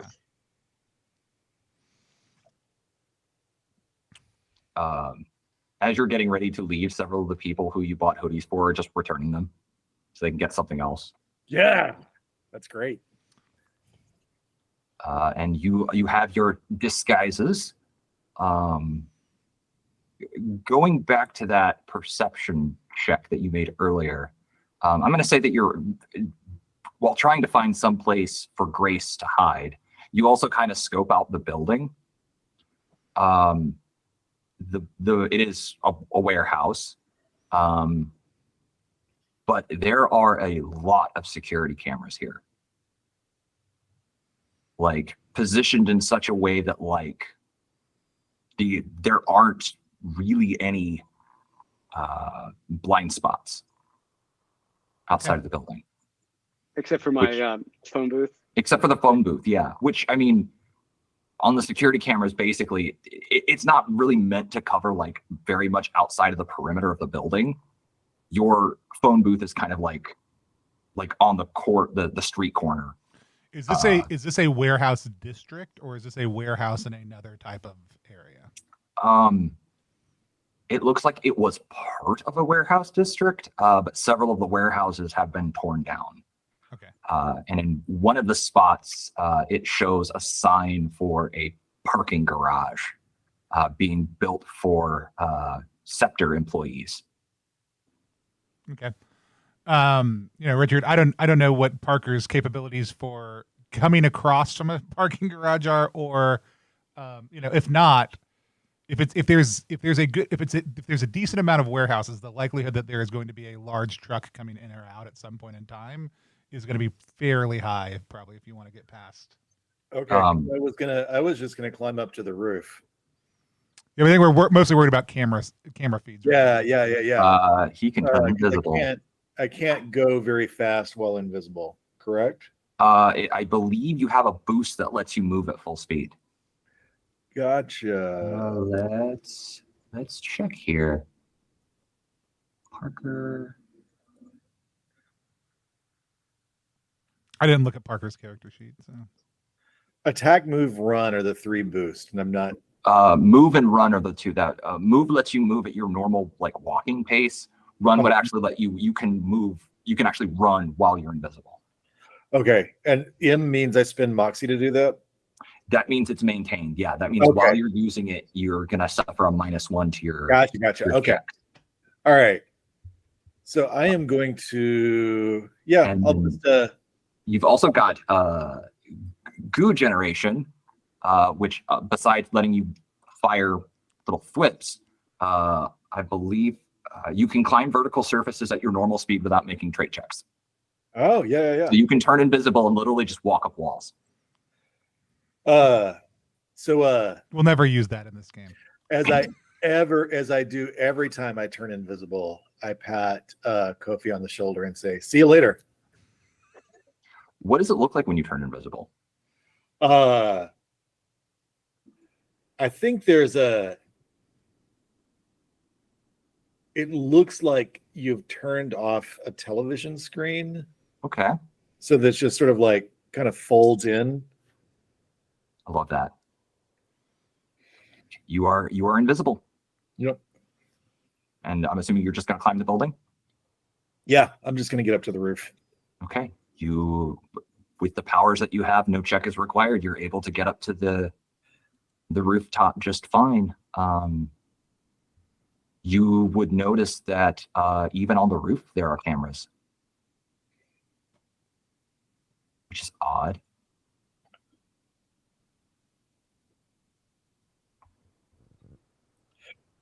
Really strange. I will say that you do see like most of them though are focused on there's like a skylight near the center of the building. It looks like most of the cameras are pointed in that direction, since that would be one of the only ways that you could get up to the roof and into the building. There are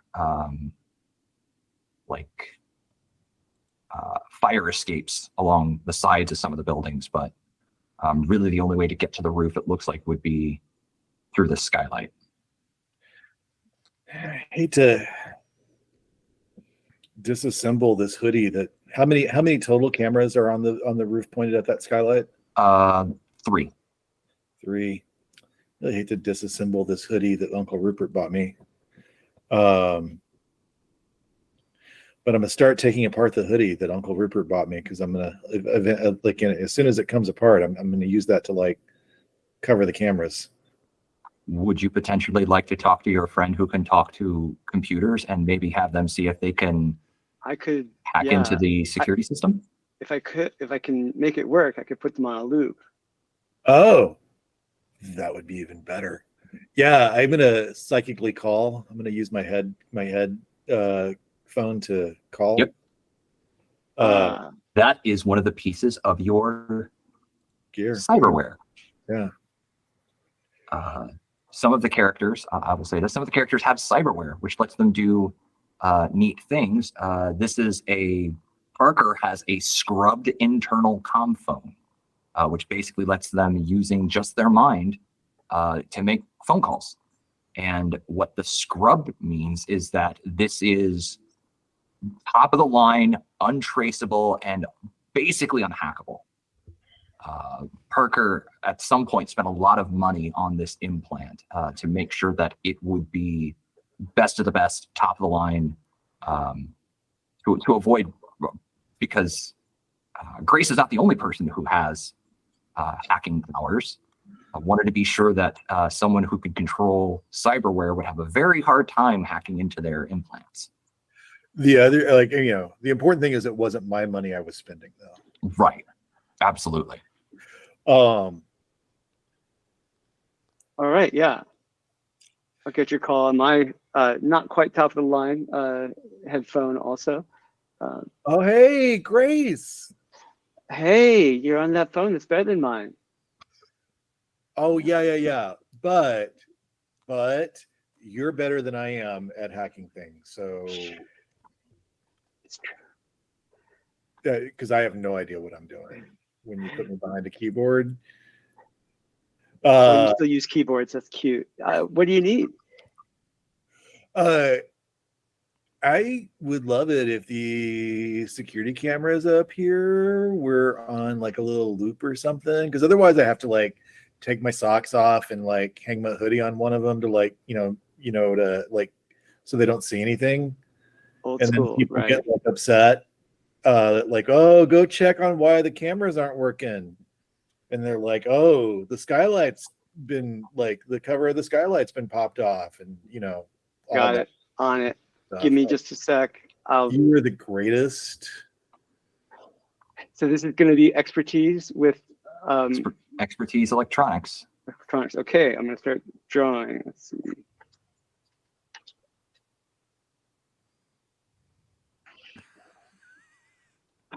Okay, no, it's terrible. 5 of hearts.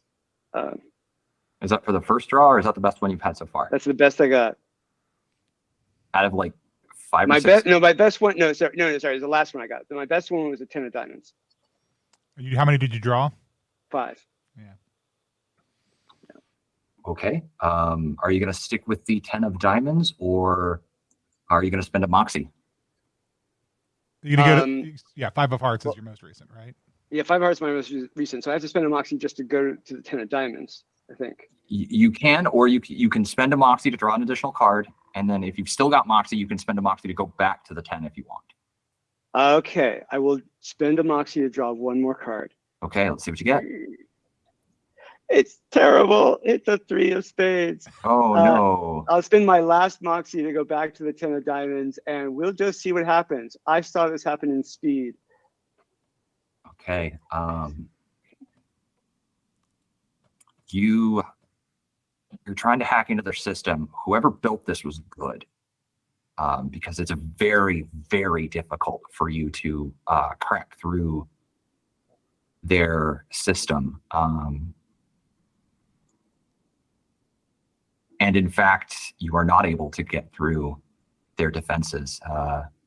Whoever these people are, they're serious about their secrecy, and they don't want just Joe Blow hacker getting into their feed. So you were unsuccessful. Now there are other ways to disable the cameras. Socks and hoodies, I think. Socks and hoodies. That is one method. there's anything else that you guys can think of, any other means of disabling the cameras, you can try that. Yeah, I think there's just we just see it like give us 10 minutes text as we maybe Rosa and Kofi head in the front door. Let's see what the security situation is like before we do anything too obvious. Okay. You guys. The card that you failed on, was that a spade? No, it was a diamond. It's diamond. Okay. Okay. So yeah, it was just a normal failure. You guys head through the front door, or you come to the front door. Do you just try to open the door? Do you knock? You see there's like a little box that you can push, like an intercom. Oh, yeah, I'm going to push the intercom for sure. You hear that same female voice come out. Crown Industries, how can we help you? Hi, I'm here about the job. I called. Yes, yeah. Please come in. Of course. You come through the door into, it looks like just a reception area. There are, that weird art is on the walls that you would see at like a doctor's office. That's sort of like vague and non-specific as to what this is supposed to be. You see there's cheap office chairs to sit in. They're like a red color, sort of mass produced chairs for people to sit in. There's a little receptionist desk where it looks like this young woman came from. She's dressed nicely, but like her stuff is not expensive. Sure. It's not like designer, but it is like nice clothes. She's just dressed in a nice beige dress. Her hair is pulled back in a ponytail. She's got heels on. She opens the door. She goes, please come in. We'll get one of the interviewers here in just a moment. Have a seat. Okay, thanks. Oh, when she leaves the room, looking like, do we have like a minute to look around here? Yeah, you've got a minute. You notice that the door that she goes through, she pulls the door open and closes, and when it closes, you hear a click. Like it's an electronic lock. Okay. At her workstation, what is there? It is very, very sterile. There's almost nothing. There's just the terminal. There's no personal effects. There's no stick-it notes. It's just a cheap office chair. Like, this whole room is something that you could put together for only a few $100s. And the computer is nothing special. It's just like a workstation. When you look at the monitor, it just says, it's just got like a Crown Industries background.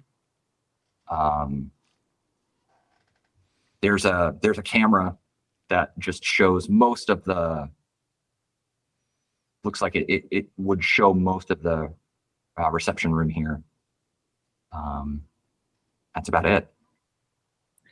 What a legitimate business this is. It's the most legitimate business we've been in all day long. Wow. How about that lock on the door? Are we screwed with that?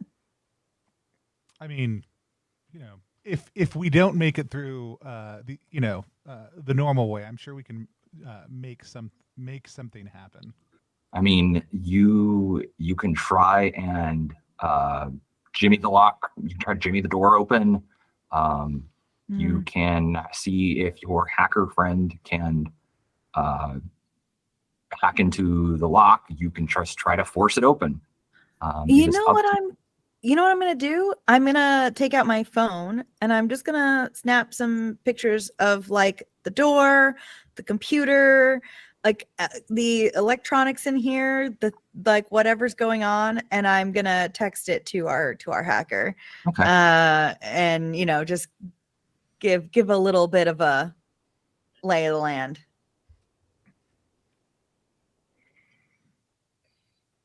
Yeah, and Parker is still invisible on the roof, right, Parker? Yes. Yeah. Okay.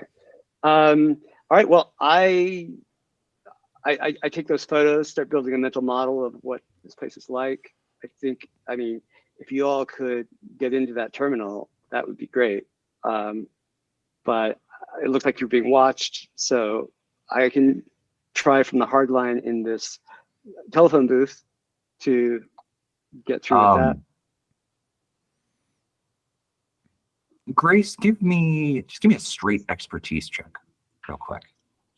Jack of spades, first card. Jack of spades, that would do it. So the security here is pretty tight and it's pretty hard to access. Another option that you could do is, this is not the best part of town. You imagine that power outages and brownouts happen all the time. You could hack the local utility network, which might be easier, since basically any of the money spent in government anymore, it comes from the megacores, and the megacores aren't going to care about power in this part of town. You could probably hack the electrical grid and cause a power outage. I'm all over that. Not a very long one, but maybe one long enough to, say, bypass a lock or get through a skylight. Okay, excellent. Can I do a check for that and hold it in reserve until the moment that they all want it? Sure. Okay. Okay, drew one card, King of Spades. So I guess it's going well.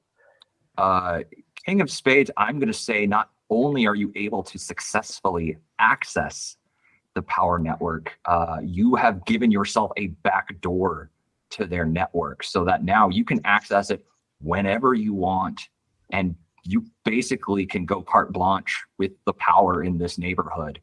And nothing will seem out of the ordinary, nothing will seem strange. Power outages, man, they just happen. Okay, awesome, cool. I'll just play the keys of these different power lines. I will say that with those high checks that you just got, you also know this building does have backup power, but it does take a little time for the backup. It takes a few minutes for the backup generators to come online. So there is a window there where once you drop the power, like they'll have like 2 or 3 minutes to do what they're gonna do before the backup generators come back online. That's great. Okay, I definitely relay that to Parker. And Rosa and Kofi, do you have headsets, or are we connected somehow? I mean, I texted you a second ago, so. Yeah, okay, I right. texted you. I'm gonna say no on a headset in this environment because we're not trying to look like Yeah, spies. I mean, an implant, like an implant? No implants. Okay. Like headset for cell phone, absolutely. Like I think you won't get a response, but if you want to say something to Kofi, you can talk to him. Okay, Yeah. I will totally do that. Yeah. Okay. So you all three know what's going on. Oh, darn. Blackouts are just like invisibility for everybody. I don't feel so special anymore. You're still special, Parker. I to mean, me. you know that there are people who Way to can like see in the make it dark. a little more challenging. Have you blacked it out yet? No, I'm gonna wait. No, for we're your waiting signal. to see. Yeah, I think we're just kind of on pause until Lady Yeah. Crown comes back. Yeah, I'm assuming she's coming for us. Yeah, she comes back, and another woman comes with her. She is considerably better dressed than the other woman. She's a little bit older too. She looks like in her mid-30s. Very light skin, blonde hair, blue eyes. She is wearing a name brand dress and very sensible flats. And you notice that she has a very nice watch on. She is wearing a designer clutch for her purse, and she walks up. She goes, and you, I assume that you are here for the job, yes? Oh, yes. And I just really appreciate you seeing us at such short notice. It's just, we really need work. You know, I had a good job. I had, you know, money. It's just, and so, you know, this isn't like a point of pride for me. It's just, you know, I accidentally got into this business with a friend, and it turned out to be a multi-level marketing scheme, and I lost so much money just trying to recruit people on those packages. And this is just out of the ordinary for me. So I normally wouldn't beg for work, but I am in trouble and I need your help. So I really appreciate the late night interview very much. I look at her and I say, need job. Either one of you can give me perception insight. How is she taking this sob story? Perception insight. Okay, I've got 3. I've got that's my one of my super abilities. You want me to do it? Yeah, I've got 3 and I've got a skill for insight. So let's see. All right, my first is a 7 of clubs. I am going to draw again. Jack of diamonds. Okay, Jack of diamonds is pretty good. I will stay there. I got queen clubs.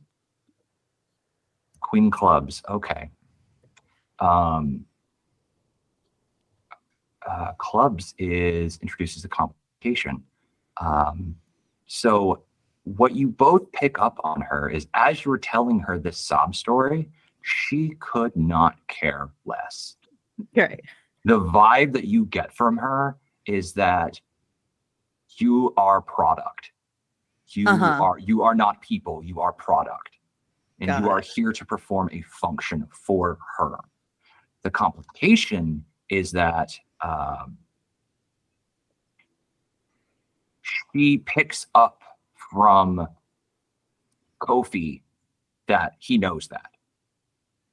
And she kind of, for a second, you can see the mask come off a little bit, and she just gives you a slight haughty sneer. And then for just like a split second, you see the mask drop for just a moment, and then back on it comes, and she goes, please follow me this way. Okay. She leads you down an almost clinical hallway. It is plain white. The lighting is LED lighting. It's very bright, very white. She leads you into down this hallway into a small waiting room, and has you both take a seat. And she goes, so I was hoping you could both tell me a little bit about your tech background. What companies did you work for? What did you do for those companies? And are the two of you multilingual? What languages do you know? Well, for my background in tech, I've been doing freelance repairs and also data encryption for, discreet, wealthy business owners around town. I haven't really worked with any one corporation because I like to work with a variety of different machines. And, these corporations, they tend to use one machine. And I like to, know a variable OS archive. So I've been in freelance for, maybe 15 years, doing well up until now. And as for different languages, yes, I fibbed a little on the phone. I do not, but my friend here does, of course. Give me charisma. Go ahead. Charisma. Can I get a charisma deception check? Yeah. From Rosa. Go ahead and say what you were going to say, Tony. Can do tech. Very good English. And then I'll rattle off do you speak Russian in Russian? Does your character No, speak but I know Russian? the phrase, do you speak Russian in Russian? And I know how to do a fake accent, and that's it. I go ahead and give me charisma deception with advantage because you are actually able to say something in another language. Dylan, it doesn't. It was How did you do? nerve wracking. It was like 3, 5, 4, 3. But my very last card on deception, Jack of Hearts. Jack of Hearts. Okay. Goodness. I got a Queen of Diamonds. Queen of Diamonds. Okay. I see how she does. So what did you both get? I got a Jack of Hearts. Jack of Hearts. And I got a Queen of Diamonds. She pulled a King of Diamonds.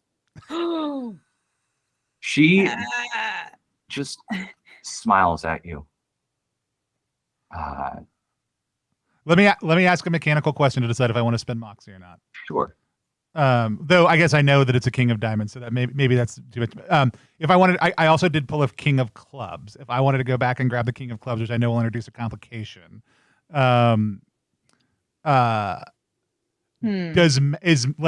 is matching their role success, or is it still failure?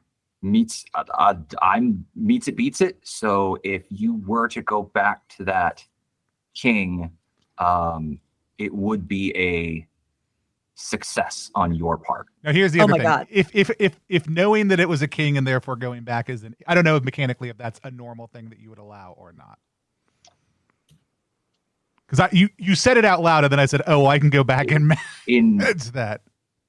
If you go back to a king of clubs, you know what? If you want to spend a moxie, I will allow you to do it in this instance because I get the because you can do a complication. So yeah, cool. Let's do that. Let's do that. We'll make that devil's bargain. That's great. I like perfectly that. Fine That's with fine. that. Okay. I'll spend a moxie to go back and succeed, but with the complication. Okay, so with Rosa, you get that she's finding parts of your story a little thin. But with Kofi, she does believe it. And you see several gentlemen in suits, about 3 of them, come into the room all of a sudden and just stand on different corners of the room. And she goes, I am very happy to hear that, that you have that background in Russian. We do have people that we have to deal with, Russian nationals and businesses. So your Russian will come in very, very handy. Did you bring your qualifications? Did you bring your passports and IDs so that we can fill out your paperwork?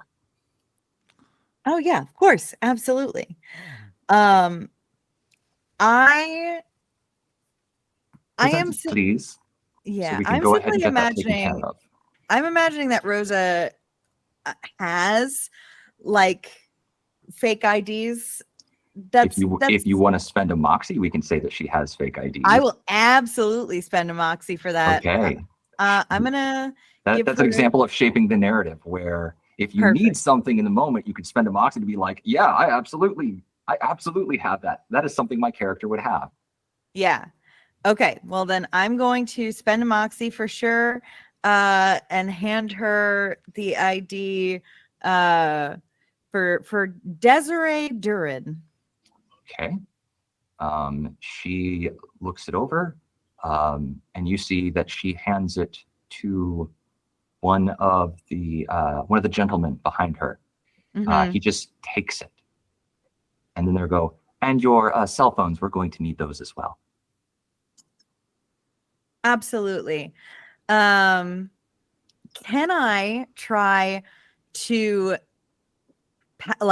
as I'm pulling it out of my pocket, power it down so that the passwords need to be re-entered? Sure, absolutely. Yeah. Okay. While this is happening, I want to just, so I think one of my boosts lets me sense if people nearby have powers. Yes, you do. I would like to use that to see if any of the people in this room are people with powers. None of the people in this room have powers. Okay, great. Okay. What is my range on that? Just out of curiosity. It should say in the description of It normally is touch. So power sense there is a range ability, but I don't know if that means I have to touch them or do it, or if I have to use both of those things. You would have to use both boosts. I will use both boosts for okay. a while. So yeah, using that, then you're able to detect everyone in the room because it's not a very big room. Yeah. You are able to detect that no one in this room except for you Okay. has powers. Okay. And there's no one within range that has powers that I can tell. Not within a 30-foot range. No. Cool. No. And I look over at like Rosa or Desiree. Like, did she no passport for me? Oh, yeah. So I had mentioned that, while I, of course, have my documentation, my friend here may not have everything you need. I was told that might be okay. Oh, that will be perfectly all right. It shouldn't be a problem. Kofi, I will remind you that with your super perception, some of the boosts that you have that could come in handy in this situation is you can sense people's emotions. Yeah. You can sense their health, and you can sense if they're lying to you. Well, I'm assuming she's lying to us about a lot of things already as a player, so it didn't seem worth. But she extends her hand. She goes, "May I see your phone, please?" Like during the time while we were explaining that, I just text the word blackout to Grace and then turn off my phone and hand it over. Yeah. Then as soon as I get that, Okay, let's go out. Cut the lights. Yeah. Cut Let's all go the out. power.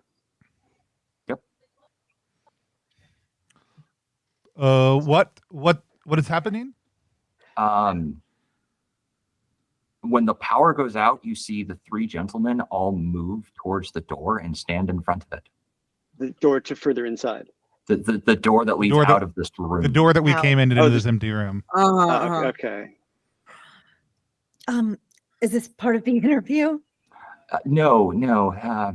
Brownouts, though, happen. She takes both of your phones and goes, so, we will get you... You, my dear. I'm just going to be honest. I'm pretty sure you lied to me about being able to speak multiple languages, and that does make you a little less useful, but I think you would make a perfect candidate for our cyber program. Oh, good.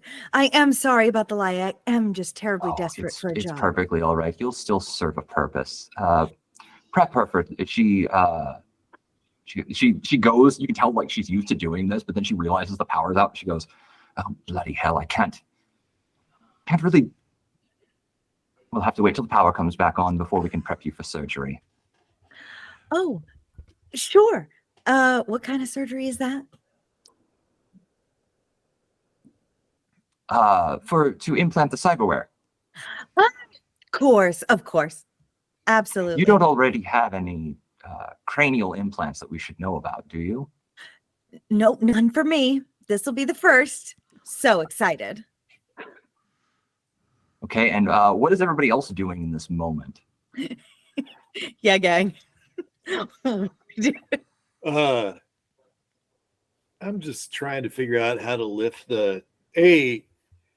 how easy it is to just move those cameras. I mean, they're mounted. Now, I mean, but are they like hard fixed? Do I need to get like a mini screwdriver out? I would say that you've probably got lock picks. You've got a climbing kit. I would say that your character would probably also have like a basic toolkit because you're used to having to break into places. You've also got, if it doesn't say in your sheet, it would make sense for your character. You've got one of those things that you can use to cut glass. So if you wanted With to, the suction cup. You got Yep. thieves stuff. You got thieves yeah, stuff. you've got I got thiefy stuff. Beefy stuff. Nice. So, like, yeah, I can just break the lenses so that when the electricity comes back on, those cameras. If you even just want to say that you have just a can of black spray paint. Oh, Um, yeah. Because I mean, you encounter cameras all the time for your line of work, and sometimes you need to make sure that those cameras can't see things. So yeah, if you just want to take just your can of black spray paint and just spray over the lenses, you can do that. It's so hard to remove though, and I hate to break people's equipment. So I take out my squeezy bottle of black shoe polish. Way easier to clean off. Fair. Such a considerate. You Yeah. do that. Is there anything else you're going to do besides just taking care of these cameras? Yeah, take care of the quick cameras and then figure out if I can just pry open the skylight. There is just a simple padlock on the skylight.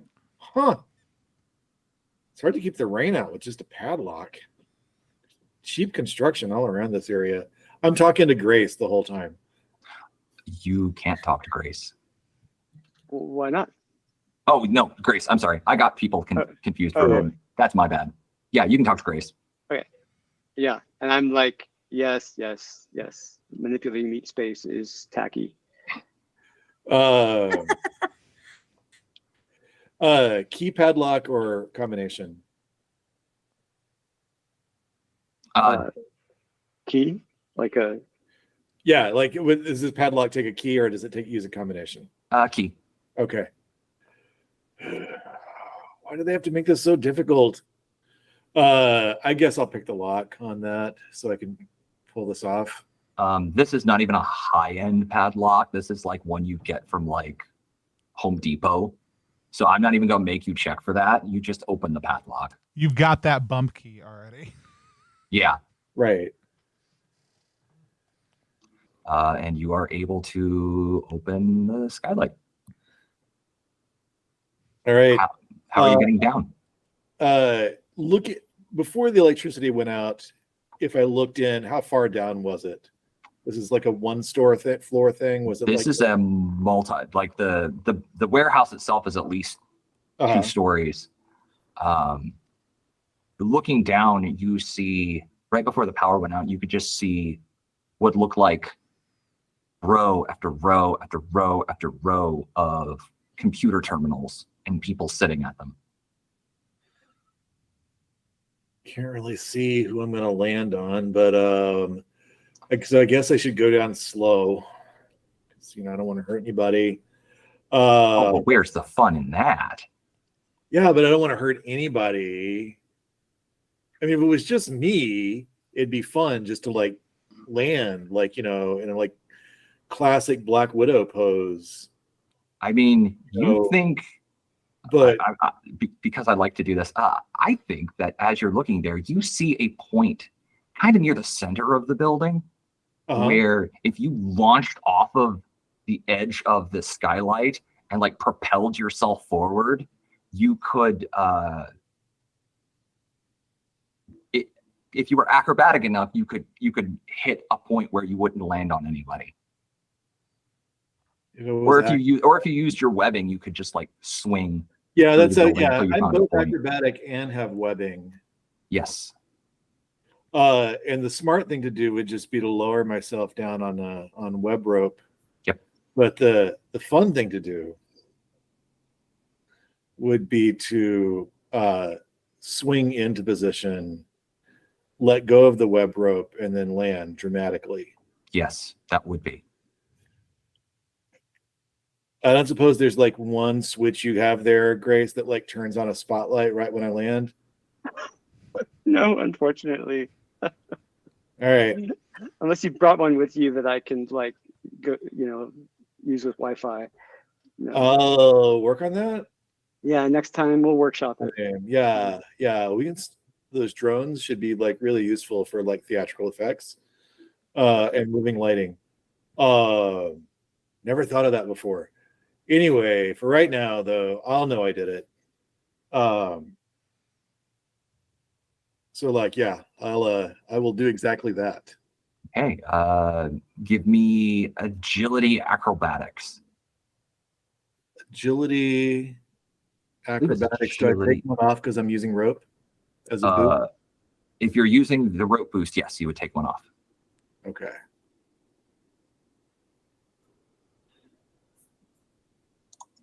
You know what?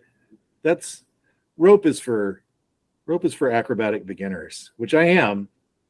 But I just got the King of Spades. All right.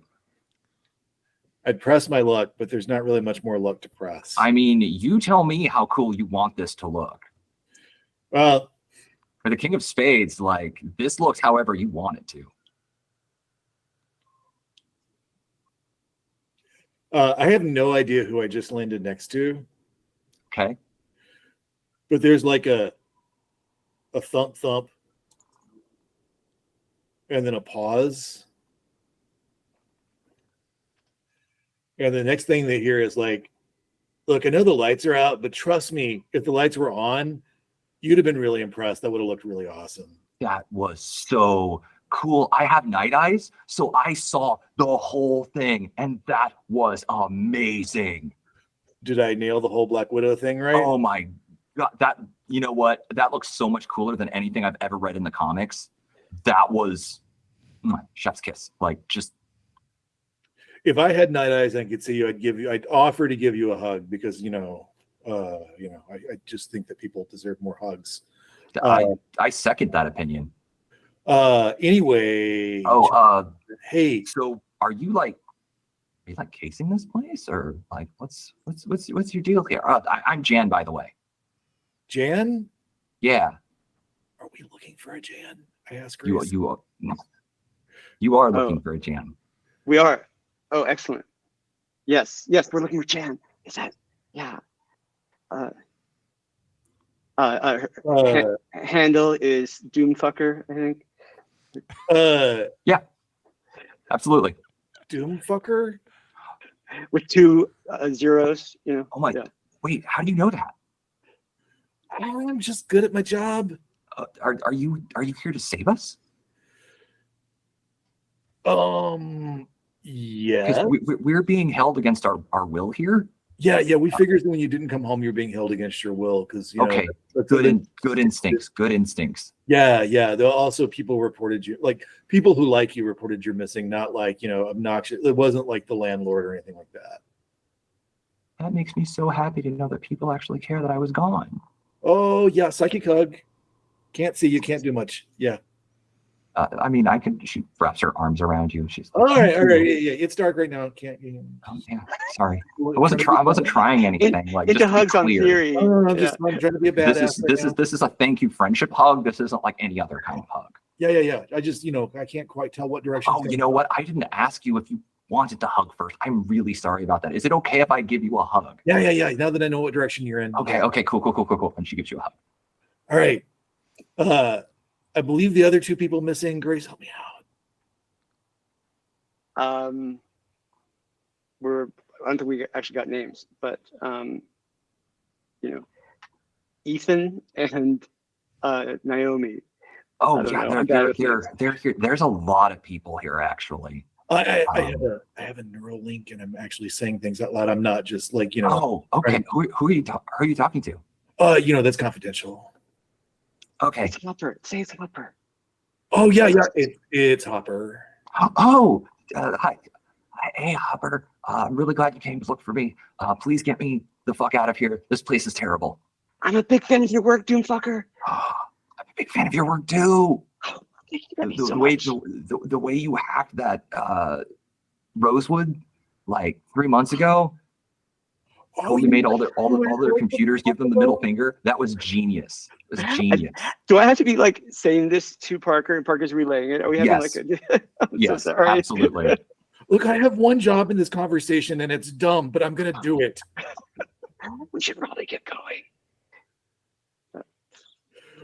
Get going. Where are Ethan and Naomi? What Hey, by the way, I forgot to tell you this. I promise I'm gonna get all three of them out of here.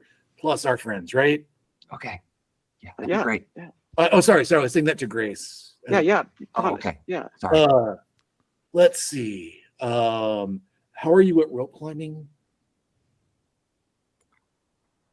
I was real bad at it in high school. All right, so I'm not going to just project a rope up to the skylight and get you out that way, because that seems like something that just be setting you up for something you wouldn't enjoy. I'm going to say at this moment you can hear the backup generators kicking on and the lights begin to come on.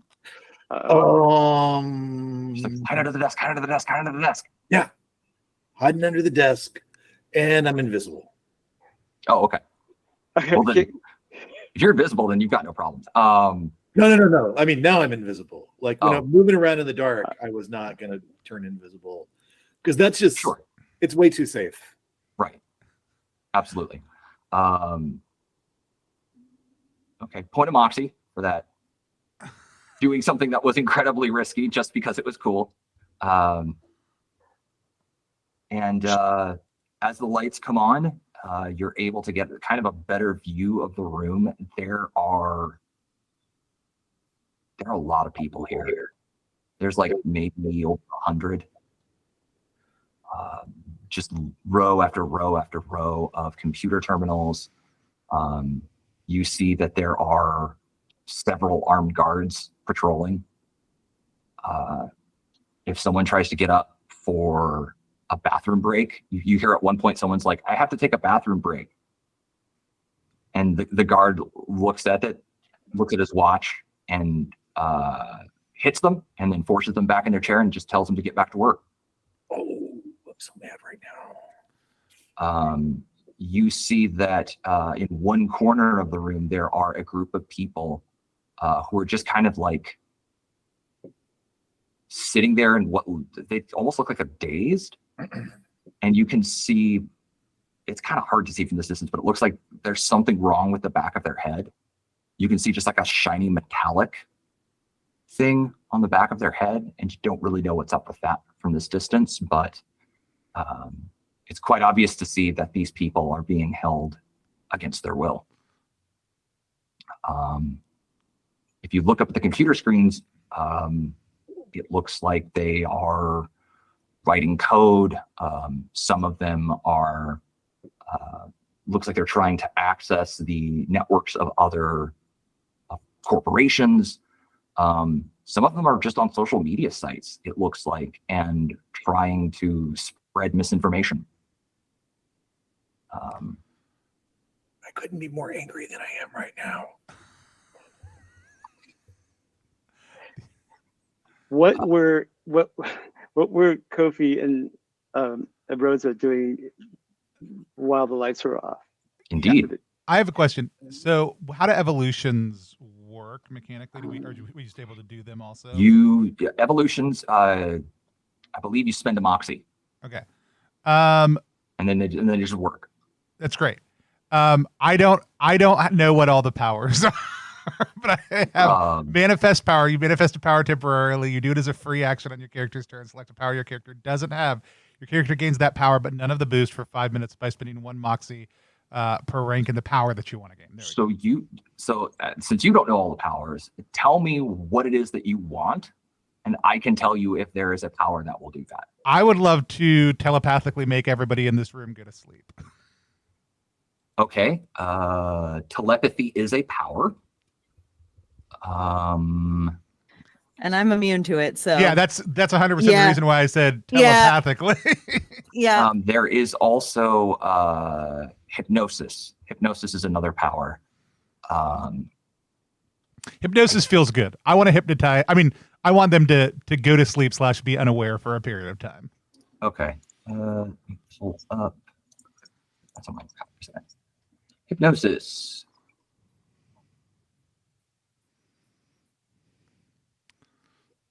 Okay, let's see.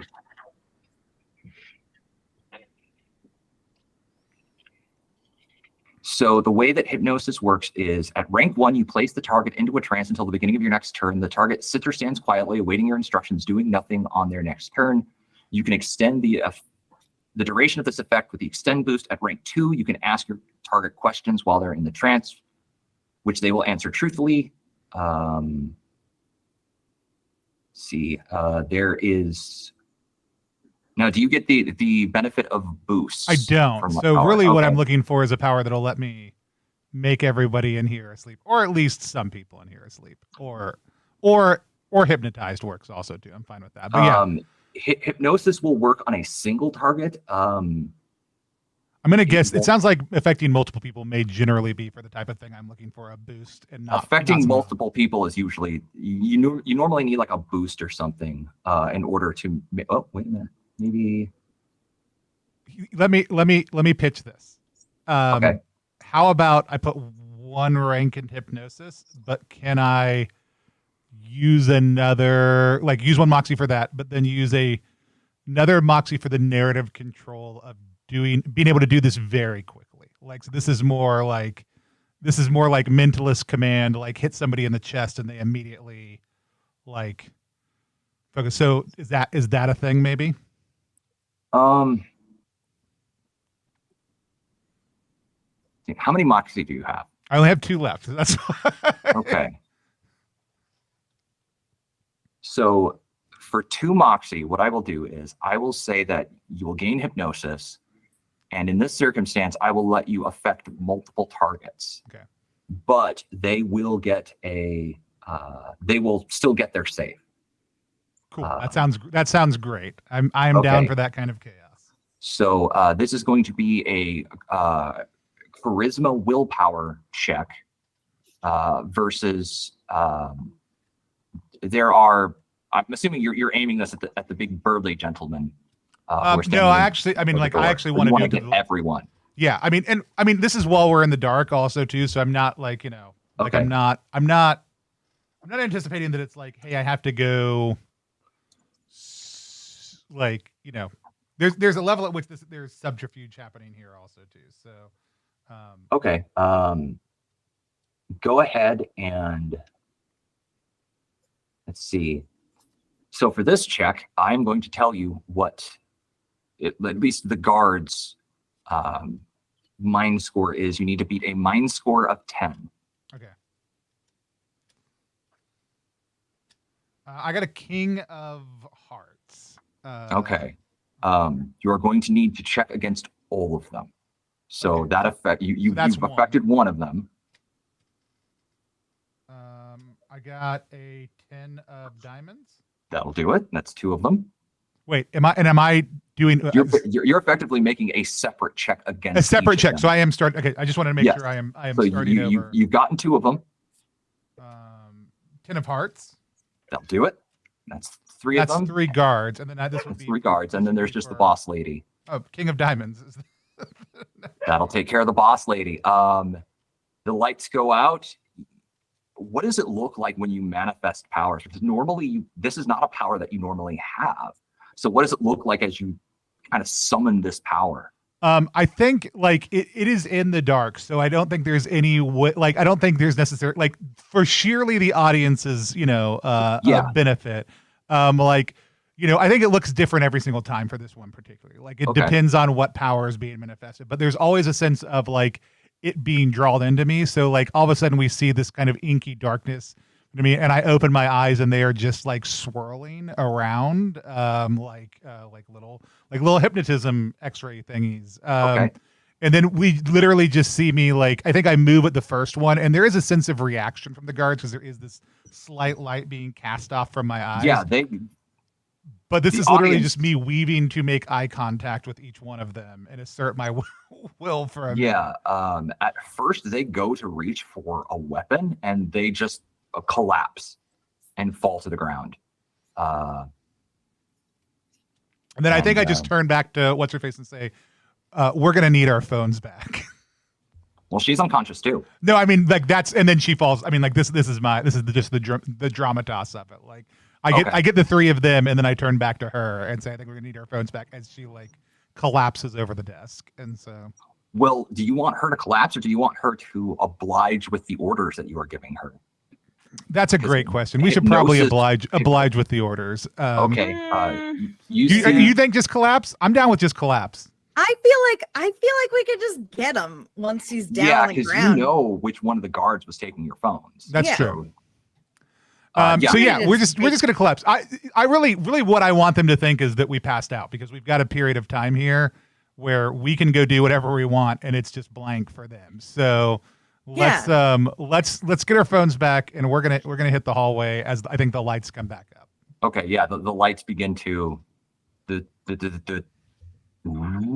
everything begins to come back online. Dylan, I think your character just like looks around the room and everyone's unconscious except you guys. Oh. Did you do that, or is something in the air? Should I cover up? That was you. No, it was me, and I think you'll be fine. Okay. So interesting. Those things you do. Okay. Well, Would you say that was a plan going off without a hitch? No, I meant to the GM. I was like, I'm not sure. I would say that. I didn't hear the planning stage where it was. That's what, like, I'm not sure what kind of planning I I need to be doing in order for that ability to take. I would say that normally a plan is something that you would relay to others. Okay, that's fine. Like if you had walked into this room being like, okay, when the lights go out, I'm going to hypnotize all these people and then they're all going to fall over. Gotcha. Then yes, I would absolutely have given you the Okay, box. so I need to telegraph that if I wanted to count. Yes. Got it. Okay. Well, So they are all unconscious. so as I'm fishing my phone out of the security guard's pocket, I'm like, well, I'm really glad I don't have to have surgery in this place. I don't really trust that I would come back the same. I wonder, though, if that's what's happened to the missing people. I'm afraid that the answer is yes. I am certain the answer is yes, and I think we like just text out like status check. To the Yeah, two of as y'all. soon as my phone's back in my pocket. Status check for the rest of the group.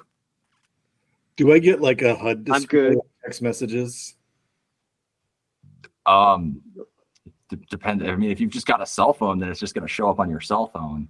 It's in my head. Oh, okay. Then yes, it would. The text message would just show up, like in a HUD. Ding. How do I take pictures with my in my head cell phone? just click. That cell phone, unfortunately, doesn't have a camera feature unless you have another cybernetic implant, which would let you do that. I need an upgrade so I can send you pictures from my head implant. Those would be cyber eyes. If you have cyber eyes, your cyber eyes can take photos and video. Why didn't you pop for the cyber eyes? Just borrow them from the other person. No, that's a terrible idea. No. That requires pulling their eyes out. No, gross. No. All right. Gross. Ooh. Anyway, yeah, inside the building, walking around, met Jan. She's cool. They're cool. Looking for Ethan and Naomi now. And then so I think we for us, we're leaving this room, I'm assuming, Rose. Yeah, I assumed so. I assumed you Yeah. guys were going to want to stay here. Did you want to take anything else off of the unconscious people? Yeah, I mean, Like maybe their guns? no, Yeah. actually, I don't want. I mean, their gun. If Rose wants a gun, that's great. I brought mine with me. I'm not too concerned with the guns. The lady who was super rude to me, to be honest, does she have anything besides a gun on her? Oh, she has a very expensive watch. She's wearing a very nice necklace. She has a designer clutch purse with who knows what's in that. She's got a wedding ring. What do you want to take? Everything? I want to take the clutch purse, and oh, it's so mean to take the wedding ring, but I'm going to. It's huge and gaudy. It's Of like Of course it is. this ring probably costs like a lot, like $100,000. Sure, Like sure. $100,000 wedding ring. Yeah. No, it's mine now. Don't be mean. have we seen like for this room, any other rooms are best? Have we seen like, hey, you need a key card / scan badge / any of that kind of stuff too? It looks like in order to get out of like going from this room into the back area where the Right. computer terminals would be, there is what looks like it looks like you need a key card. Yeah. So if she has one in her clutch purse, that's probably the She better one. absolutely does. Okay. We will also get that. She's got a key card in her clutch purse. You would find key cards, cell phone, car keys, security badge, and you would find a security badge for another place as well. This is a security badge for Sector Industries. We've got all that stuff. Yeah. we You've head got it. back to the terminal area, I think. Chris, Um, can I during the blackout can I use the blackout to maybe help me get into their systems, like put a cuff on their hard line that I can spoof signals through, something like that? Because everything has to reboot, right, when the power. Yeah, you're right. With the power going out, everything, there would be a short period where, well, no, with UPSs, they wouldn't necessarily, some of the systems wouldn't need to reboot. They would stay Right. online. Well, they've got the key card, so maybe that's all we need. Let me think. I mean, you can try. You can try and see if you can access their systems while everything is coming back online. Okay. Some of their systems would have gone down because not everything's on a UPS, but Yeah. some of the systems would have stayed online. All right. Well, if the others are okay with me taking the risk, I'll give it a try. I mean, none of us would know to stop you, I think. Yeah, no one would know to stop you. Right, So right. Yeah. Right. I meant the players, but okay. that's fine. expertise electronics. As a All right, here player, we go. y'all just had a conversation that I was like, I understand you want to hack into something as the power comes back up, and then y'all started saying actual real world things, and I was like, I don't know what you're talking about anymore. Okay.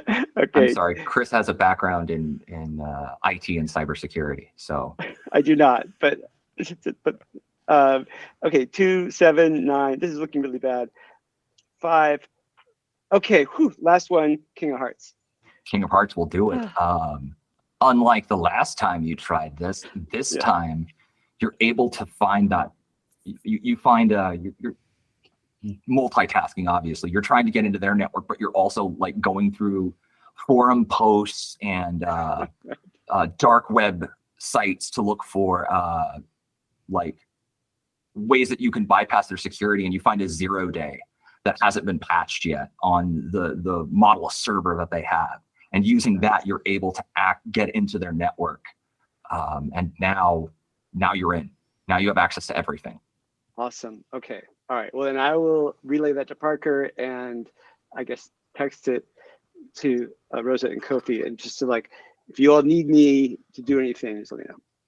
Cool. And then, of course, I'll also try to get all their accounting files and their employee list. You begin to download. You get, there's 100 names here of people that they've taken. Yeah. This is not a small operation by any means. Going through their accounting records, you find that there has been a money transfer between this place. This place has been receiving funds from Scepter specifically from looks like he tried to hide it, but he didn't do a very good job. Man by the name of Niles Bishop, who is he's a president of cyber operations. So not the technical head of their tech division, but the executive, the manager over that department. And it looks like basically you're going through emails, and it looks like what they've been using these people for is a lot of corporate espionage against other corporations. They've been using them to spread pro-Scepter propaganda, anti other corporation propaganda stuff, making especially Rosewood. It seems like they have a special axe to grind with Rosewood. This guy has a special axe to grind against Rosewood. So a lot of misinformation spread about Rosewood and their operations. They've been conducting surveillance on key figures at Rosewood, trying to dig up whatever dirt they can. Okay. You were able to get a huge amount of data and store it. Awesome. Well, it'll take time to go through all that, but good to have it. Back to you guys. Cool. We're going into the warehouse, I think. Okay. Yeah. You head into the warehouse area and you see what's been described previously. Maybe I'm sure you probably weren't expecting this, where you just see a whole bunch of people, lines and lines of workstations set up. You see a lot of different types of people. You can see guards with guns and batons visible, making sure that people keep working. These people don't look like they are here by choice. They look like they're being held. What was the name of the woman that we just knocked unconscious? Because we have her purse. She is she introduced herself. Julia St. James. Okay.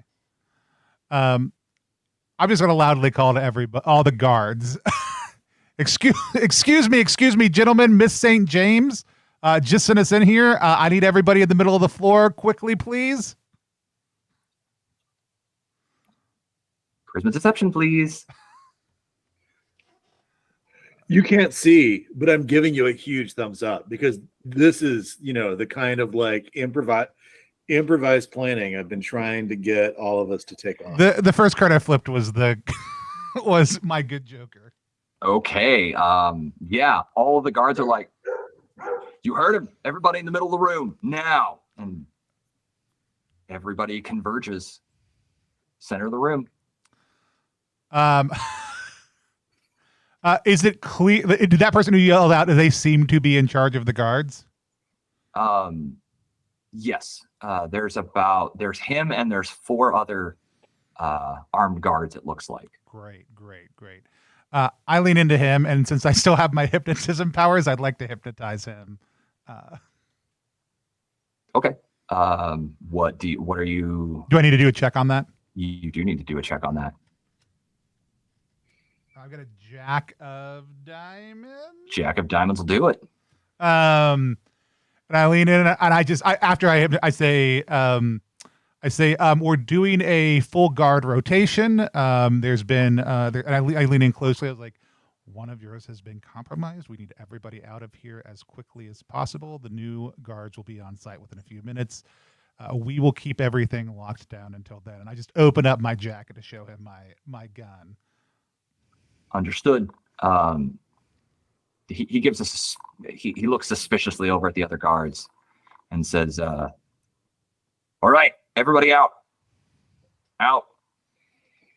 get out." And the other guards look confused, but they comply because he's their boss, and they all begin to file out.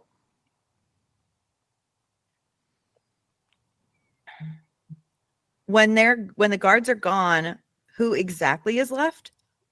The 100 or so people who are sitting in the middle of the room who are not here by their own volition. Got it. And you guys, all the guards leave. All the guards left. Great. Is there a back exit? There is a back exit. Yes, there is a fire escape exit, basically. Hey, any chance you can just turn off those backup generators, or just switch on emergency lights in just the warehouse portion? On it. Should I do a test for that? No, I'm already I'll in. say given your given the previous success that you got, you have access to all of the HVAC and backup power systems for the building. Yeah, Great. you're able to do that. Okay, yeah, I'll cut. And do you want the main lights too? Or just the backup generators off? Main lights off, emergency lights on, pointing them to the back emergency exit, right? Yeah. Right? We're taking everybody out the back. So Let's do it. All right, yeah, I do that. Okay. Do I like hear a sound when the generator goes off and I know the doors are unlocked? Like, is there some sort of indicator? Just like all the Yeah. lights go off, you hear chunk, like chunk. the Yeah, yeah. electronic locks. So it's subtle. Okay. The fire escape door is, you would know, not locked because you're not supposed to lock those. Yeah. People are supposed to be able to get out. But this is a place where they may not care about personal yeah. The safety. room I'm looking Well, at is they very don't- triangle shirtwaist they factory don't fire. care about most of the people, but they do care about their executives and their guards. Ah. Those people Sure. they do care Right. Hey, right. they at least care about their guards, y'all. Hey, That's nice. Oh, they're Um, the exact opposite of us. Hey folks. You know, your years of service have been deeply unappreciated. And I think you know that. And Your general murmur of agreement. yeah. So your bosses are unconscious in the other room and the doors are unlocked. Now it's time to go. Don't ever come within, like, I'm gonna say, a mile of this place again. Because I don't know.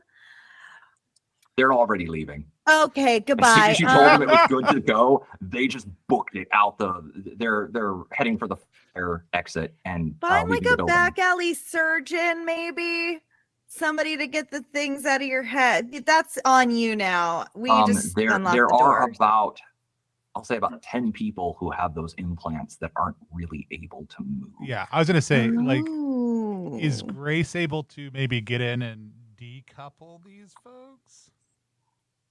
oh, Grace, you will need to try to hack their cyberware. While Grace does that, I'm gonna Spidey glue together the door the guards went out of, so that it'll be harder for them to get back in if they Okay. decide to try to come back in. can But yeah, just yeah, go ahead. I get a moxie for getting into their systems? Is it Absolutely. game one? Okay, awesome. So I've got one moxie just in case. All right, I'm gonna try to hack those systems. Okay. Yeah. I'm going to say, well, no, because you're in the network of the system. Yeah, you're able to do this remotely. Go ahead. Okay. I've got 10 of hearts. Gonna stick with that, or you want to go try something else? All right, I've got a moxie. I'm gonna try something else. Oh, hey, ace of spades. Okay. Ace of- yeah. Yeah, with an ace of spades, you are able to successfully hack you find the stream of data that is going to all of them. You hack that stream and you are able to, this cyberware is interesting in that what it does is they're basically like a hive mind. Essentially what it does is they can perform complex computation and analysis by sending information to the rest of the hive mind, who then help to do the work faster. Any information you glean from this is also gleaned by others in the hive mind. And it looks like all of their data is going back to like a central processing node, like a queen hive mind. But you are able to, using your connection, if you want, you can temporarily, permanently sever the connection so that you will basically give them their free will back. Oh, that sounds great. Is the queen hive mind a person? You would think the queen is a person, yes. And we don't see that person in this room, or you guys don't? Nope. Okay. Is You- the queen you hive mind can- on site? You can, no. They're at Scepter. Oh, okay. Well, we can't do anything for that person. I'm just gonna sever the connection for all the people who are here. You see all of the people's eyes begin to blink and they shake their heads. They go, "Where are we? I remember getting a cyber implant. How long have we been out?" too long. It took your free will, but we should go now. They're like, okay, yeah, let's get out of here. And they all exit the building as well. Now just remember, your boss is not dead, just asleep. So just stay away from here. Speaking of which, you hear a thud, thud, thud coming from the door. Closing time. Goodbye. Yep, everyone heads out the fire exit. I grabbed Rupert's from Rosewood's like employee security card. Does that have his name on it? If it's a security badge, yeah, it does. It has his name and picture. I'm just gonna casually drop that as we leave. Yeah, I was gonna say, Grace, do I remember what are your abilities again? What is your digital ability? I can basically hack things mentally. Okay. I can also make a dual construct. They can make cyber constructs in the digital world, basically. In the digital world, right? Yeah. Right.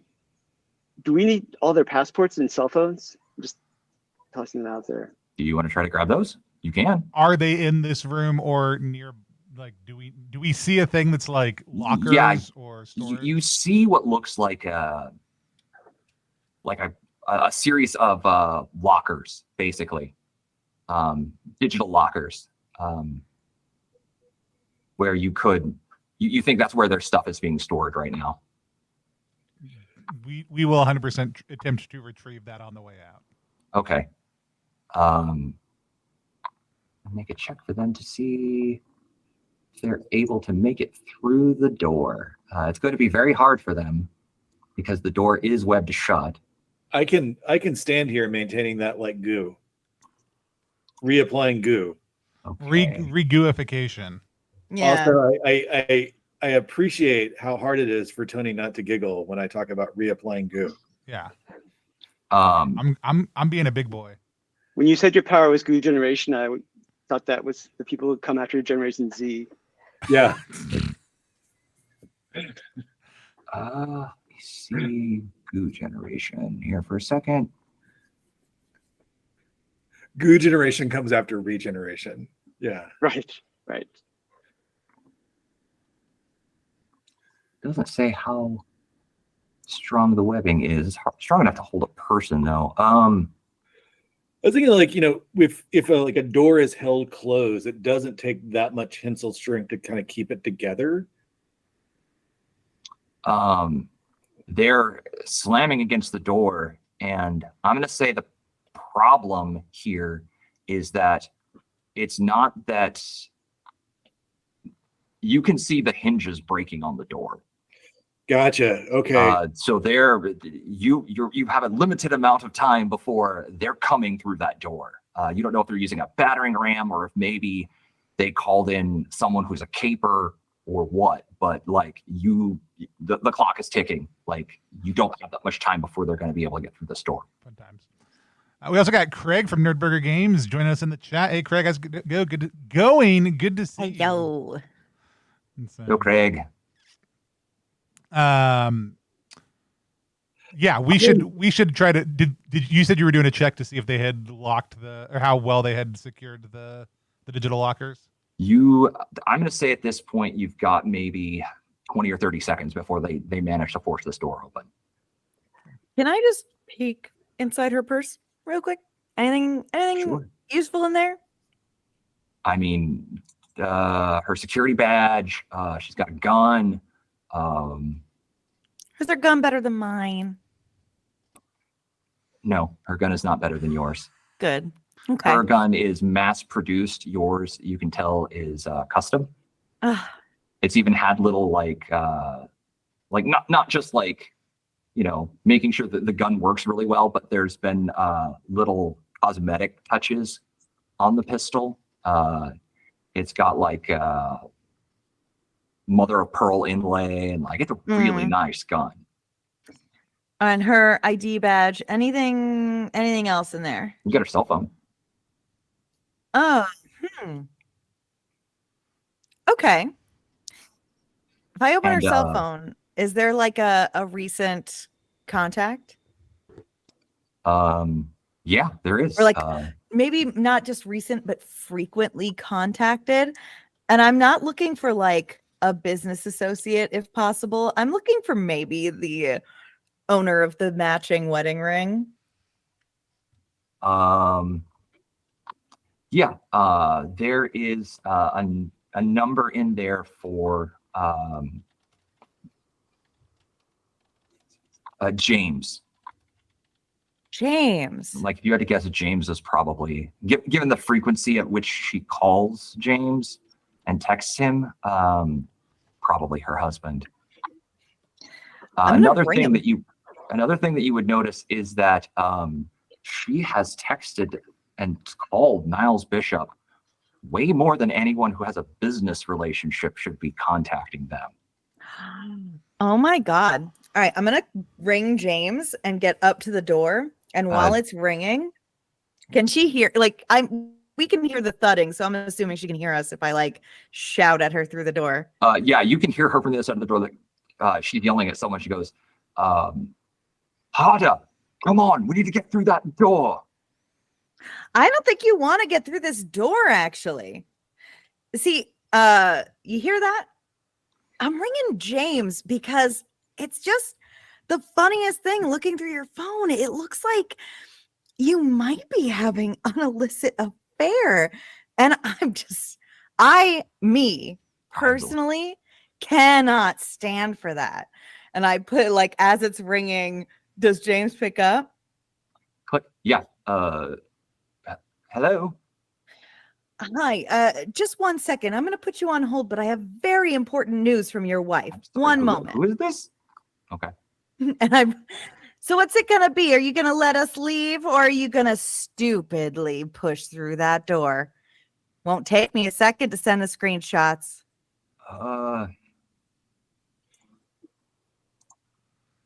That is going to be that is definitely a charisma check. Absolutely. Let me see.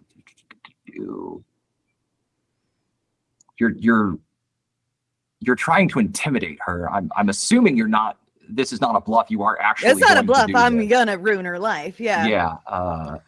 Let's see.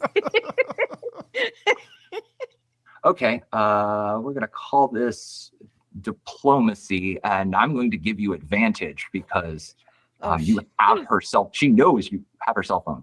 Wait, what are aces in this game? Real good. Aces are real good. Yeah. Ace of spades. Ace of spades, best there is, baby. Except for the good joker. Yeah, that's the best there is. You hear her go, "Stop! Everyone, stop!" You hear her voice suddenly get much closer to the door. She goes, "What do you want?" Oh, just for you to not enslave your workers. Is that so hard? Are you just like a little baby who can't find workers to work for you? Yeah, stop doing that. I'm not a person who enjoys being in a position of being played with. So let's get down to business. Tell me what it is you want and what you will give me to get my phone back. Ooh. You want me to not come after these people? Fine, I won't come after them. Okay. Anything else? Perfect. I'm going to make sure she hears the swish of me sending myself the screenshots. I'm going to hold on to these. Your phone tucked right here outside the door. You have a wonderful day, but you leave these people alone. If I catch wind of you doing otherwise, well, it's not going to look good. And I do have your wedding ring that I can place anywhere I want to make it look like you've done anything I want. So please be good. Let us all leave. Fine. Leave. Oh. Thank you. I dropped the cell phone on the ground, not delicately, just, and Drop the cell phone with a little mic drop thud. yeah. Dum, dum. Okay.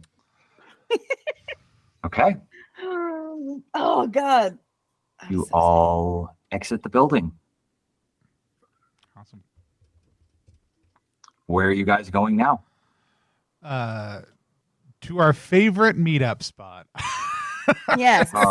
You will notice that like you go to look around for any of the people that you help, and none of them are there. They all you see people Good. running off into the night, Yeah. basically. Great. Um, Good. That's what we want. Yeah, that is what you get. You don't hear any alarms or anything like that. Where are you meeting up at? Your favorite meeting spot? Where is that? Bar and/or tavern. That's what it's called. Bar Yeah. and or Bar tavern. And/or tavern. Okay, you go to the bar and/or tavern. Good. What's the vibe in this place? It's one half dive bar, one half quaint English tavern, and split down the middle. Two bars, one on each side. Yeah, it's run by a pair of twins who couldn't agree on an aesthetic, and so they just said, "Fuck it, we'll just do both." I Good. think the Right. vibe is also unplugged, like Faraday yeah. cage around this place or something to just keep snooping megacorps out. Yeah, it's the one Okay. thing they could agree on. It was like, yeah, a dive bar would Oh, have yeah. horrible Wi-Fi. A tavern wouldn't have Wi-Fi. Like Yeah. we're on board with it. It's the one thing the twins could agree on. Yeah, it's they decided that they wanted their place to be off the grid as much as possible. Right. Hence it's medieval cash, tavern. It's yeah. cash only. They do not accept any kind of debit or credit whatsoever. They do have a security system, but it's old school. It's like closed circuit cameras that hook up to actual like physical recording devices. You guys are chilling at the bar. I think I have a cash tab going for, with Rupert's money, the Oh, physical okay. money he gave us. Yeah. Like prepaid, just here's $300. And then I look over at my crew. I'm just like, here's $500. I'll order the Luddite tankard, please. Coming right up. Can I get the rest of you? I was like, I'm like, whiskey, because I refuse to give a name brand. I just butt the whole bottle. Whiskey? You sharing that? If I have to. You have to. And I like hold up for 2 glasses. Bottle service is when you just give me a glass and a bottle and I just pour it myself, right? Yep. That is what bottle service is. Yeah, great. Okay. Yeah. Just I named something that just sounded really exciting in my head, but is really just like whatever the equivalent of Jack Daniel's honey is. Okay. You guys are all brought your drinks. You were all sitting there enjoying your victories. You guys all managed to pull this off. As you guys are sitting there, one of your fellow associates, a man by the name of Kenji Sato, finds you at the bar and he sits down. So, you guys have had quite an evening. I don't know what you're talking about. Yeah, it's like a regular day. I just Yeah, it was just pretty straightforward for me. How was your day? Pretty good. I mean, I won't bore you with the details, and although they're not very boring, but I know you don't like me to tell you about the type of work that I do. Mm. But I came across something interesting. I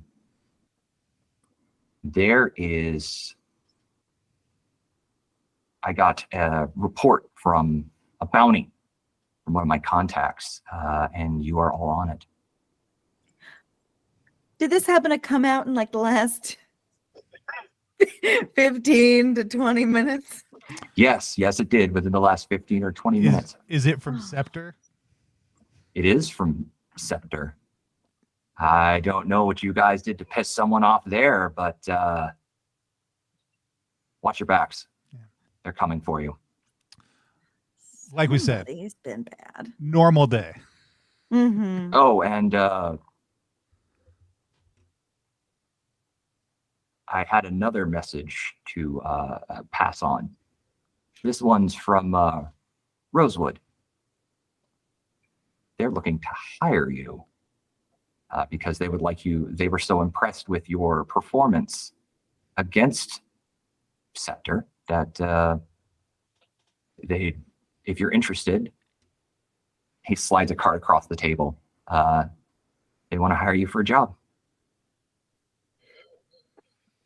I only work with Mason. You guys look at. That's my one rule. Do you guys look at the card to see whose name is on it? I pick it up and I comment on the font and the color of white paper stock that it's on. Oh wait, can we take bets first? Does it? Whose name is going to be? It's a name you're already familiar with. It's Is someone it you already. Hannah? It's not Hannah. It's Rupert Evans, VP of Weapons Research. Oh. Doubly impressed with our work then. Okay. I mean, you guys got 100 people out of a secure facility with good, cameras, guards, the whole works. You guys got in, got them all out. That's impressive. Wait till he sees what we did with his security guards in his car. Well, he doesn't have to know about that. No, he doesn't. No, that's. I'm sure he's going to blame Scepter for it, no matter what, right? Yeah, absolutely.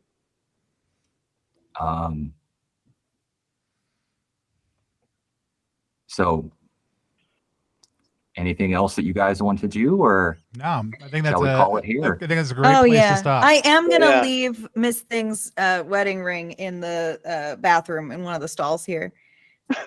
Perfect. Before we go, write her phone number on the Okay. On the wall. wall. For a good time For a good time call. Yeah. Yeah. Vows Didn't mean even nothing wait to me. 15 minutes. Let's do our reaction roll. Reaction roll is a live stream inside of a live stream. It's our chance to sit down and talk about a game that we just played today. We're talking about Capers Cyberpunk. We just finished playing it. Now we're going to talk about it. So for folks who are just joining us, GM Chris, why don't you tell us a little bit about Capers Cyberpunk? So Capers Cyberpunk, it uses the same system as the previous Capers did, but it sets the time forward to about 100 years after the first one. In that time, Capers originally came onto the scene in the 20s. Now in the 2020s, they are a well-known commodity. Some of them are used by governments. They're used by corporations. Some capers are okay with that, and they try to use it to climb the corporate ladder and assume positions of power and prestige. Mm-hmm. And others are a little bit less happy with being seen as just a commodity or a tool and want to fight against the corporations that are trying to control them. There's a lot of stuff we didn't get to show.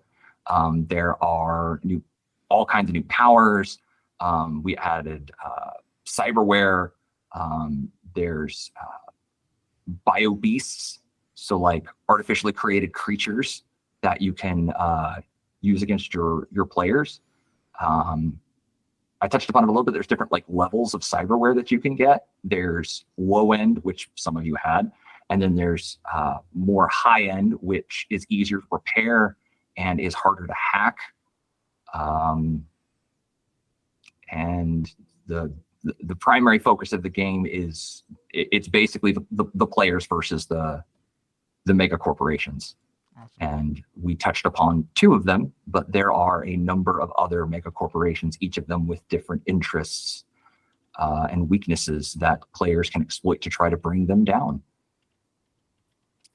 Awesome. Yeah. Well, I had a blast playing. I'm excited to hear what everybody else thought. The game is funded right now and it's starting to unlock stretch goals. Let's start with one of the folks who is one of those stretch goals and happens to be playing with us today. Dylan, why don't you tell people who you are, what you do, and what it was like to sit down and play Capers Cyberpunk? Hello, I'm Dylan or SuperDillin. I am an independent game designer, and I am recently blessed to be working on other people's games as well, and that has been an absolute joy, and I'm so excited to be a stretch goal for this particular game. And I loved this. This was so much fun. I love the abilities in this. I love using a deck of cards. I just love the system. It's very cool. It's very easy and like flows really well, and it just was a good time. And Chris, you were excellent. Thank you so much for running this little adventure. That was super swell. Awesome. I've got a question for you, Dylan. Do you know what you're going to be like? I mean, if your stretch goal gets unlocked, do you have any ideas on the type of adventure you want to write? Well, you know what? We have a meeting tomorrow, so I would love to not answer that until That's great. I love you not answering that because you haven't had a meeting yet. And so I'll just if you want to know, you got to go back to campaign so you can find out a little bit more about what's going to happen. That's the truth. So, that's the true part of this. Yes. I love it. Awesome. Richard, how about you? Tell people who you are, what you do, and what it was like to play Capers Cyberpunk. Hey, I am Richard Ruane. I am the creator of Moonlight on Roseville Beach and Sherwood. It was really a lot of fun. I love card-based games. I'm actually working on a card-based version of the Moonlight and Roseville Beach system right now. It was really exciting to see. I love what cards do with probability. I am just a huge fan of cards.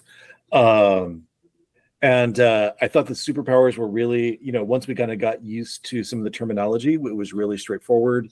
They worked in really, really neat ways. And the world building was just a blast. All the details with the world building was just a blast. It felt super approachable and super real. So Awesome. Chris, how about you? What were your first thoughts? Tell people who you are and what were you, Chris Player, I should clarify. Chris Player, right. What were your first thoughts? And tell people about who you are. I love this game. I've had a lot of fun. I'm Chris Sellers, and I'm online as Hectic Electron, and I'm an independent game designer. And I made a game called Raccoon Sky Pirates that is a really chaotic blast. But it's nothing like this game. This game was awesome. I mean, they're both good. This game was fantastic. I love the card thing, like Richard was saying. I thought that the mix of superpowered people and cyberpunk really meshed well. It's a great mashup of those genres, and the fact that it's based on a continuity from the previous settings with the original game is really cool too. The card probability really made for some tense moments, and the times when we pulled out high cards was just the best feeling. So triumphant, and I love all the things you can do with Moxie. How that tweaks the probabilities. It's really clever. I also had a blast. I think that there's a ton in this that I'm super excited about. This is my first chance to play Capers, but we do have a lot of people like Irene and other folks in our community who are huge fans of it, who would have been here in a minute had they been able to. But I was also really excited to get to play with Dylan and Chris the first time. It's always a blast to have Richard here. GM Chris, I thought you did a great job with the NPCs and the world building also too. It was a real fun thing to kind of track down and track through. I also did love the vibes, the leverage vibes of a lot of the character, the pre-built PCs you offered us also too, but also kind of the very unique take on what would the powers for some of those individuals be, also too. So I had a really great time playing, even not having the power book in front of me, being able to be like, oh cool, I can do any power, great. I figured I would just be like, here's the thing I want to try. How is that going to work? And I love a meta currency that you can bring in some resource management with also too. And the push the luck aspect of you can have a lot of cards to flip, but you always have to decide, do you want to flip that next card? I thought it was a blast. So like I said, already through initial funding, plenty of campaign left to go. If people haven't yet, you go to ttrpg.link/CAPERSKS to find out more about the project, and we would love to have you back at GM Craig. Is there anything that you're excited about for this campaign? Like I know, there's other people helping demo share the word about this game. Big team over at Nerdburger who's supporting Craig and the rest of the folks in doing this. What are you most excited about for this project?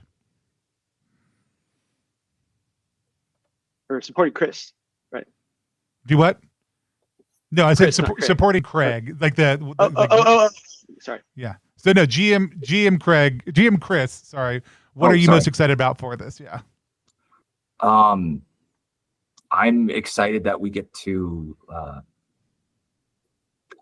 going to be honest. Dylan, I didn't initially know when we went into this.